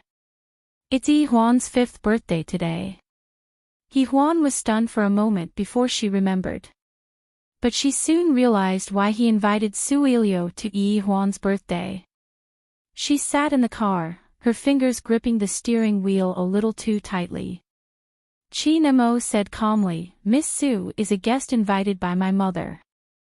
She didn't know if this was an explanation, but Yi Huan knew that whether it was him or his mother who invited her, it was inappropriate for her to appear. Yi Huan still refused and said with a faint smile, "I'll pick her up tomorrow." She wanted to start the car, but Qin Mo reached out to stop her. He was almost blocking the car. "Are you not going to attend Yi Huan's birthday?" Or are you in a hurry to go to the hospital to take care of Rongyu? He Huan was furious. She stared at Qin Mo and said, "You are right." She was so angry that she wanted to leave, but Yi Huan had already run over and called her mother happily. Now, Yi Huan couldn't leave. She turned off the car, picked up Yi Huan and kissed her. "I forgot to buy you a birthday present for Yi Huan. Can I make it up to you tomorrow?" Yi Huan didn't care about the present, as long as her mother was back. She put her little hands around her mother's neck and kissed her affectionately. "I'm so happy." No matter what, Yi Huan had to go in. Unexpectedly, her mother, Su Cheng, was also there. Su Cheng looked at Yi Huan with a complicated expression. Mothers were always worried. Yi Huan and Qin Mo had been in an ambiguous relationship for so long. Now, Yi Liangqiu invited a girl to be a guest in front of them. Although they were friends of the Qin family, their identities were a bit embarrassing. Su Cheng was very concerned about her reputation, so she forced herself to finish the meal with a straight face. Yi Huan, on the other hand, was indifferent. She would only smile when facing Yi Huan. Yi Liangqiu knew that she had offended Su Cheng and her mother, but she knew that it wasn't a good idea to drag things out with Qin Mo and Yi Huan. The two kids really didn't seem to be able to get along. Su Yilu was gentle and liked Qin Mo. She was a good person and most importantly, she didn't dislike Yi Huan. Yi Liangqiu knew in her heart that she had offended him to the end this time. However, Qin Mo didn't say anything. She knew that Qin Mo and Su Ilio got along well, but they were still a distance away from being lovers. Qin Mo still couldn't let it go. Today, she wanted him to make a decision. Or rather, make a choice. He was a child of the Su family, and he couldn't be left hanging here forever. After the meal, Su Yilu left first. She didn't express anything to Qin Mo, and Qin Mo didn't take special care of her either. However, she was a special existence. It was hard to ignore her. Qin Mo sent Su Yilu to the car. When he turned around, Su Qing didn't look too good. Yi Huan also felt helpless. She said in a low voice, "Mom, let the driver take you home. I have something to talk to Qin Mo about." Given Su Cheng's temper, she didn't want Yi Huan to stay. However, she still took a step back and sighed. "You've thought everything through." Yi Huan smiled faintly and didn't say anything. After Su Cheng left, Yi Huan said goodbye to Yi Liangqiu and went upstairs with Qin Mo to the study.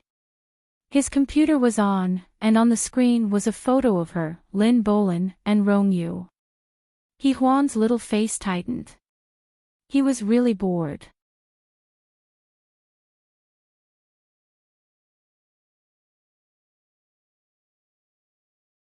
Chapter 4385. Qin Mo went forward and closed the laptop. Then, he looked at Yi Huan quietly.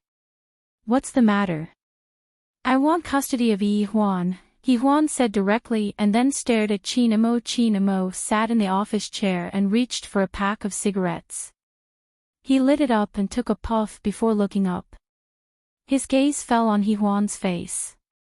"Why? You're going to be with Miss Su, aren't you?" Yi Huan said indifferently. "Yi Huan will be redundant in the Qin family. You want to take care of her." Qin Mo didn't deny it. Yi Huan nodded. "Yes, I want to take care of her." Qin Mo didn't say anything else and just smoked. After a long time, he said in a hoarse voice, "Don't even think about it. Yi Huan's custody will always be with the Qin family." Yi Huan looked at him and her lips trembled slightly. After a long time, she said in a low voice, "Qin Mo, you can't bully people like this." "This was decided when we got divorced," Qin Mo said coldly. Yi Huan clenched her fingers and swallowed her anger. Aren't you going to be with someone else? She even changed her arrogance from before. She said in a very low voice, I'm begging you. You need an heir in the future and Yi Huan is a girl. Qin Emo stared at her. Sure, give birth to a boy to be my heir. You can take Yi Huan away. Yi Huan's face turned pale. She reached out and wanted to shake him off, but he caught her in the air. His expression was very ugly. Yi Huan, don't go too far. You're the one who's going too far. Yi Huan couldn't take it anymore and pulled her hand back with force. Qin Emo sat there and didn't move. Yi Huan pursed her lips and looked like she couldn't take it anymore. Qin Emo, from now on, we have nothing to do with each other. Her eyes turned red. A breakup should be dignified, but you're such a jerk. As she spoke, she couldn't help but cry. She didn't want to show weakness in front of him, so she bit her lip and turned to leave. Yi Huan was at Yi Liangqiu's place, so Yi Huan didn't know that Yi Huan had left. Qin Emo sat for a while before chasing after Yi Huan downstairs. When he went downstairs, Yi Huan was already in the car. Qin Emo opened the door and said, Get out. Yi Huan took a tissue to wipe her nose and then looked up at him. Don't worry about me. I'll go back myself. As she spoke, she reached over and pulled the car door open. Qin Emo loosened his grip and the car door closed. Then, the car drove away. Yi Huan was determined to leave not only because of the matter with Qin Emo, but also because of Yi Liangqiu's attitude. She and Qin Emo had some ambiguous relationship, but today, Yi Liangqiu had made it clear that she didn't think highly of him and even had a daughter-in-law that she liked. No matter what, Yi Huan knew that it was no longer suitable for her to appear in the Qin family. No matter how inconvenient it was for Yi Huan, she couldn't appear. She also had her own pride. As she drove, she suddenly burst into tears.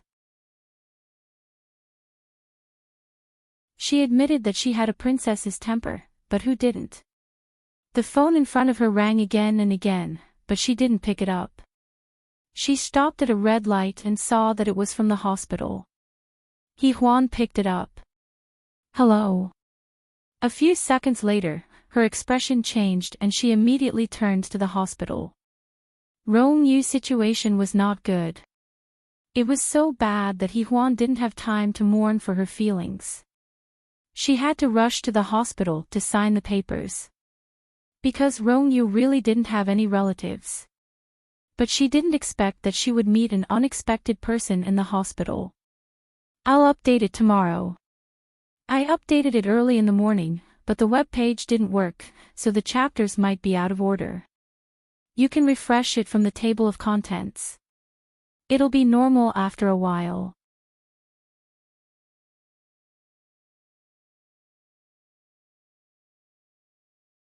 Chapter 4386. Yi Huan rushed to the hospital. Her legs were weak when she opened the car door. The doctor's words kept echoing in Yi Huan's mind. Miss He, Mr. Rong Yu's bones have lesions. If it weren't for the fracture, it might not have been discovered. Mr. Rong Yu refuses to treat him, but the hospital still thinks that there's hope. Please cooperate.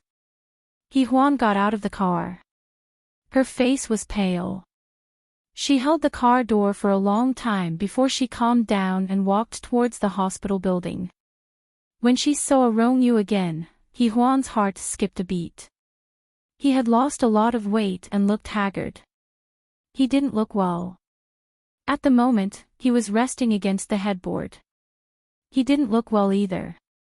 Yi Huan walked over and sat down beside the bed. She said in a low voice, Rong Yu. He opened his eyes and looked at her in confusion. There was almost no light in his eyes. Yi Huan suppressed the pain in her heart and sat down. She reached out and touched his forehead. I heard from the doctor that you have a low fever, so I came to take a look. I'm fine. You didn't have to go through so much trouble to come here. You haven't had a good rest, right? Ronyu smiled faintly. His lips were pale. I'm fine. She shook her head and told him directly. Ronyu, can you treat him properly? Treat him no matter what it takes, okay? They were friends when they were young, and he had no family. After Hehuan was seriously injured, he felt a sense of kinship. It had nothing to do with him, but it was a feeling of kinship. As Hehuan spoke, her eyes became watery. She wanted to hide it, but she couldn't. In the end, she still cried. Ronyu was sitting at the head of the bed. He was already very weak. Seeing her like this, he pushed himself forward and wanted to reach out to wipe her tears. Hehuan was stunned. Because she was too tired and too many things had happened today, she didn't have time to dodge. Ronyu's hand touched her eyelashes. At this moment, Chinemo pushed the door open. He saw Ronyu's fingers on Hehuan's face. Hehuan's side profile looked very fragile, but Ronyu's eyes were full of tenderness.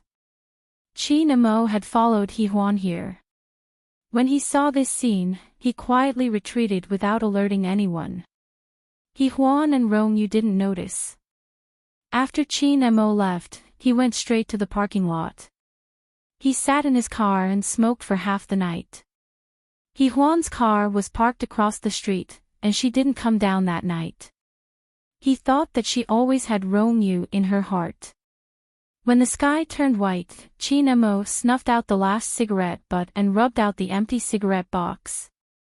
He looked up and was lost in thought for a while. Finally, he started the car and slowly drove out of the hospital.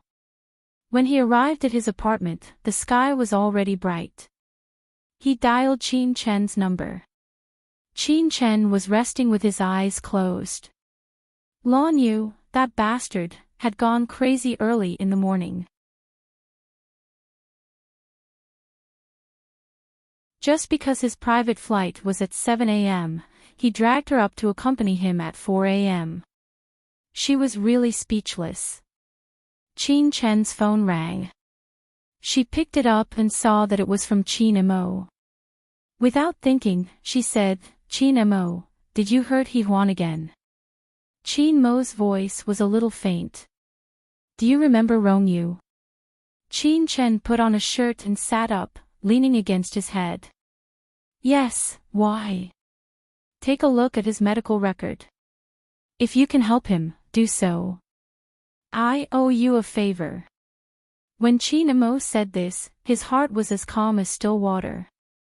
It seemed like he was willing to help Hehuan.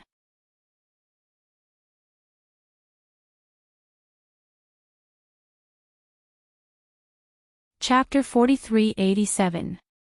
Qin Chen came back to her senses and scratched her hair. Brother, isn't Ronyu your rival in love? When did you become so magnanimous? Just do as I say. Why do you have so much to say? Chinemo said faintly and hung up the phone. Qin Chen looked at the phone and sighed. He was really a man who got hurt easily. At this time, she saw Lanyu coming out of the bathroom. He was rubbing his short hair and buttoning his shirt. Qin Chen looked at him. Lanyu smiled. What's wrong?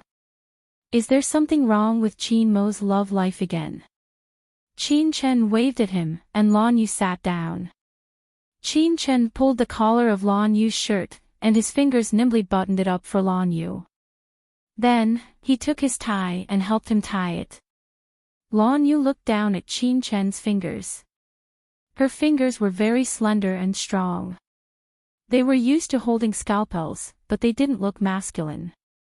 He said hoarsely, I went to your hospital 2 days ago. I heard that you flirted with a few new nurses. As he spoke, he patted her lazily.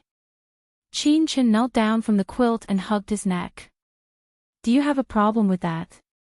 Are you afraid that you will change your sexual orientation one day? What should I do? Lanyu said disapprovingly. Qin Chen chuckled. Because they live together. There is a nurse who makes delicious milk buns. Lan Yu immediately knocked his wife's head. You flirted with a girl for a bag of milk buns. Why not? They all know that I am a woman. Qin Chen said confidently. They are not like you. You thought I was. Didn't you accept it? Lan Yu kissed her and said in a dangerous voice, how dare you say that? Qin Chen laughed and wrapped his arms around Lan Ju's neck. Boss Lan, now that you think about it, don't you find it unbearable to look back? Lan Yu was annoyed and amused at the same time. He reached out and knocked her on the head. You're very proud, aren't you, quack? Qin Chen smiled, and Lan Yu's eyes were filled with tenderness. If I had to do it again, I would still make the same choice. Qin Chen lazily leaned against the headboard and smiled. Me too. Lan Yu leaned over and kissed her for a while. He murmured warmly, I'll go first, okay? Qin Chen nodded and watched him walk out of the bedroom with his suitcase. After Lan Yu's car left, Qin Chen lifted the quilt and got up. He brushed his teeth and washed his face. Then he went to take care of his ex-sister-in-law's ex-boyfriend. Well, it was a little strange. When Qin Chen arrived at the hospital, it was already 8:30. He took the milk buns from the nurse and went back to his office to enjoy them. Then he went to Rong Yu's attending doctor to learn about the situation. He took out the X-ray and looked at it seriously. Rong Yu's bones had lesions. It was not a problem with the bones themselves, but with the blood. It was a rare blood disease called LGH. If it was not controlled well, anything could be found in the future. Qin Chen's tone was a little faint. It should be the sequelae of the last time. Rong Yu had been lying in bed for 2 or 3 years. When he woke up, there would definitely be problems with his physical functions. It was just that it was so serious. Qin Chen called He Huan. Are you in the hospital? If you are, come to my office. He Huan was still in the ward, and Rong Yu was asleep. She was a little surprised to receive a call from Qin Chen, but she also knew that Qin Chen was the best doctor, so she went over quickly.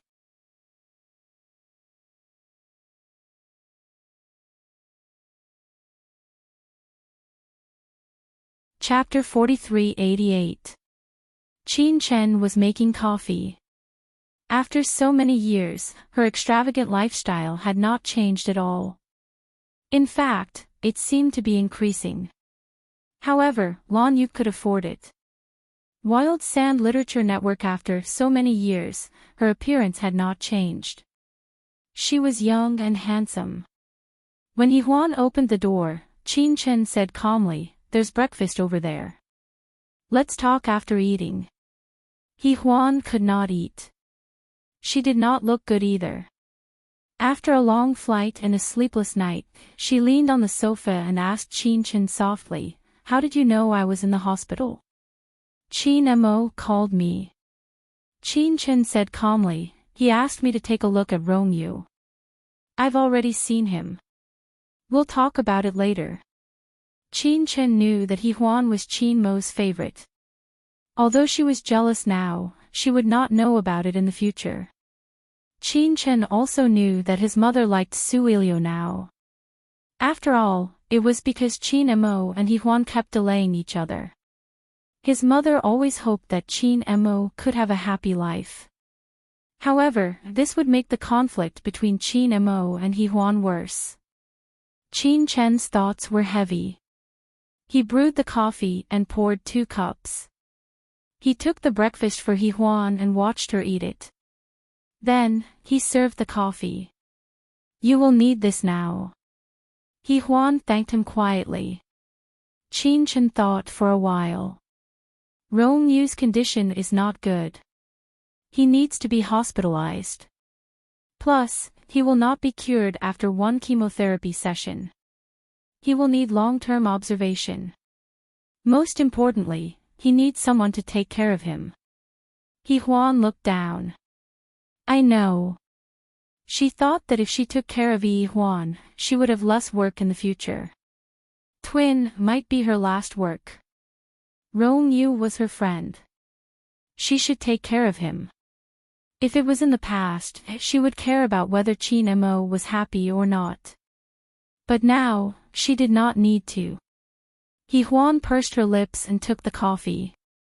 She took a sip and said softly, the possibility of a full recovery is small because the observation period is long. He Huan was silent for a while. Can he get married and have children? Qin Chen paused for a moment. Physically, yes, but He Huan has to find a woman who is very suitable for him.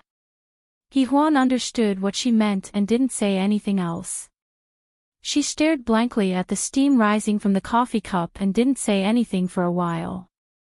After a long time, Qin Chen asked about Qin Mo, what's going on between you and my brother? Nothing happened.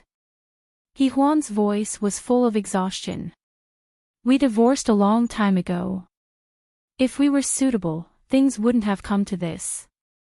In Qin Chen's heart, there was an indescribable feeling. He sighed and said, no one thought that you would come to this step today. It used to be so good. He Huan didn't say anything. Her mind was in a mess. She didn't have time to think about her relationship with Qin Mo, or rather, she didn't want to think about it. All she wanted now was to cure Rong Yu's illness.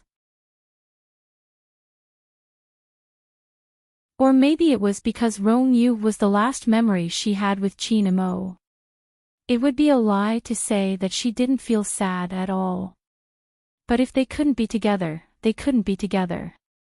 She wasn't angry at him for taking care of Rong Yu. It was what she should do. He Huan closed her eyes and whispered, Chen Chen, there are many things in a person other than themselves.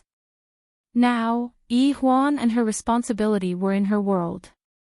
Rong Yu got hurt because of her. It was nothing for her to take care of him.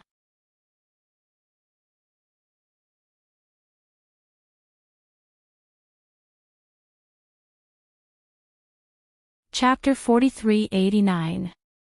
Qin Chen was also a little helpless, but since He Huan said so, she couldn't say anything else, so she could only let it go.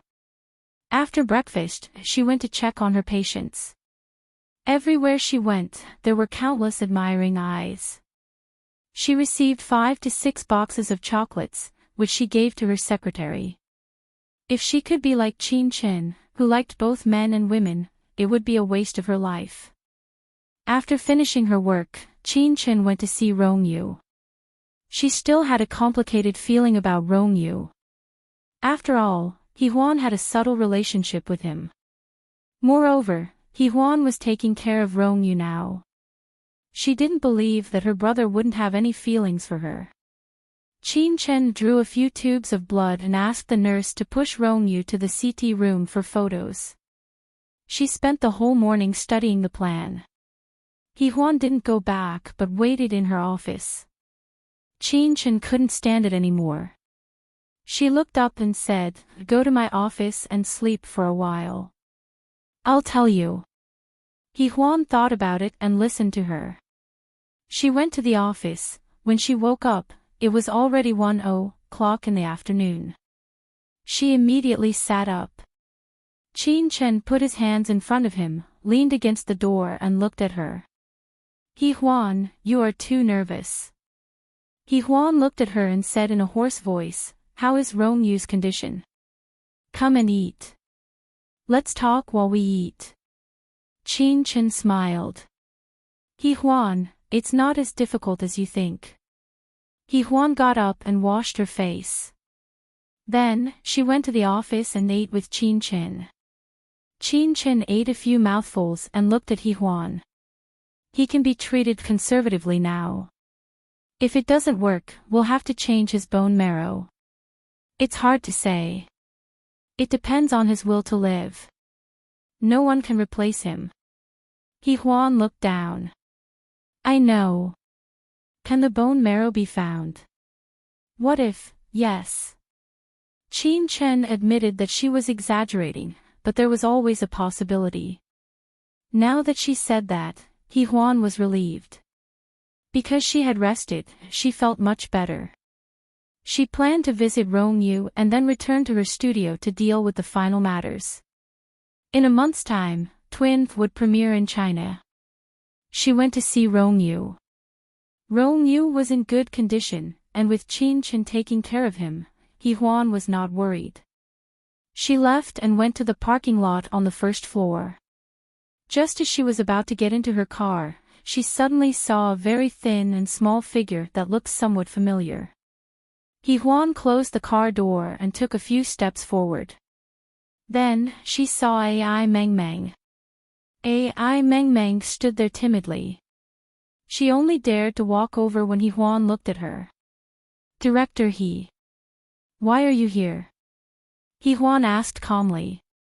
She knew a little about Rong Yu and Ai Meng Meng. Actually, it wasn't Rong Yu who told her.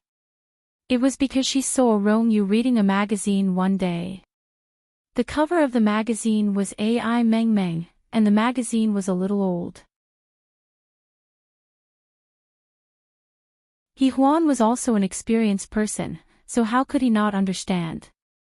However, she didn't say anything. She just looked at Ai Meng Meng and asked, "You know about Rong Yu's illness, right?"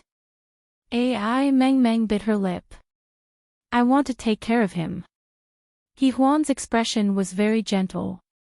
"Take care of you means," Ai Meng Meng took a deep breath. "I like him. If he was fine, I wouldn't think I was worthy. But now that he's sick, I feel that I should take care of him." He Huan looked down. "That's not my business. You should ask Rong Yu." You're tuning into the LoveLore Library YouTube channel. We're so grateful for your support, and don't forget to subscribe to join us on this incredible journey through captivating stories. Your generosity through donations truly makes a world of difference, as it's the primary source of revenue that allows me to expand and enhance this channel for you. Thank you from the bottom of my heart for being a part of this adventure.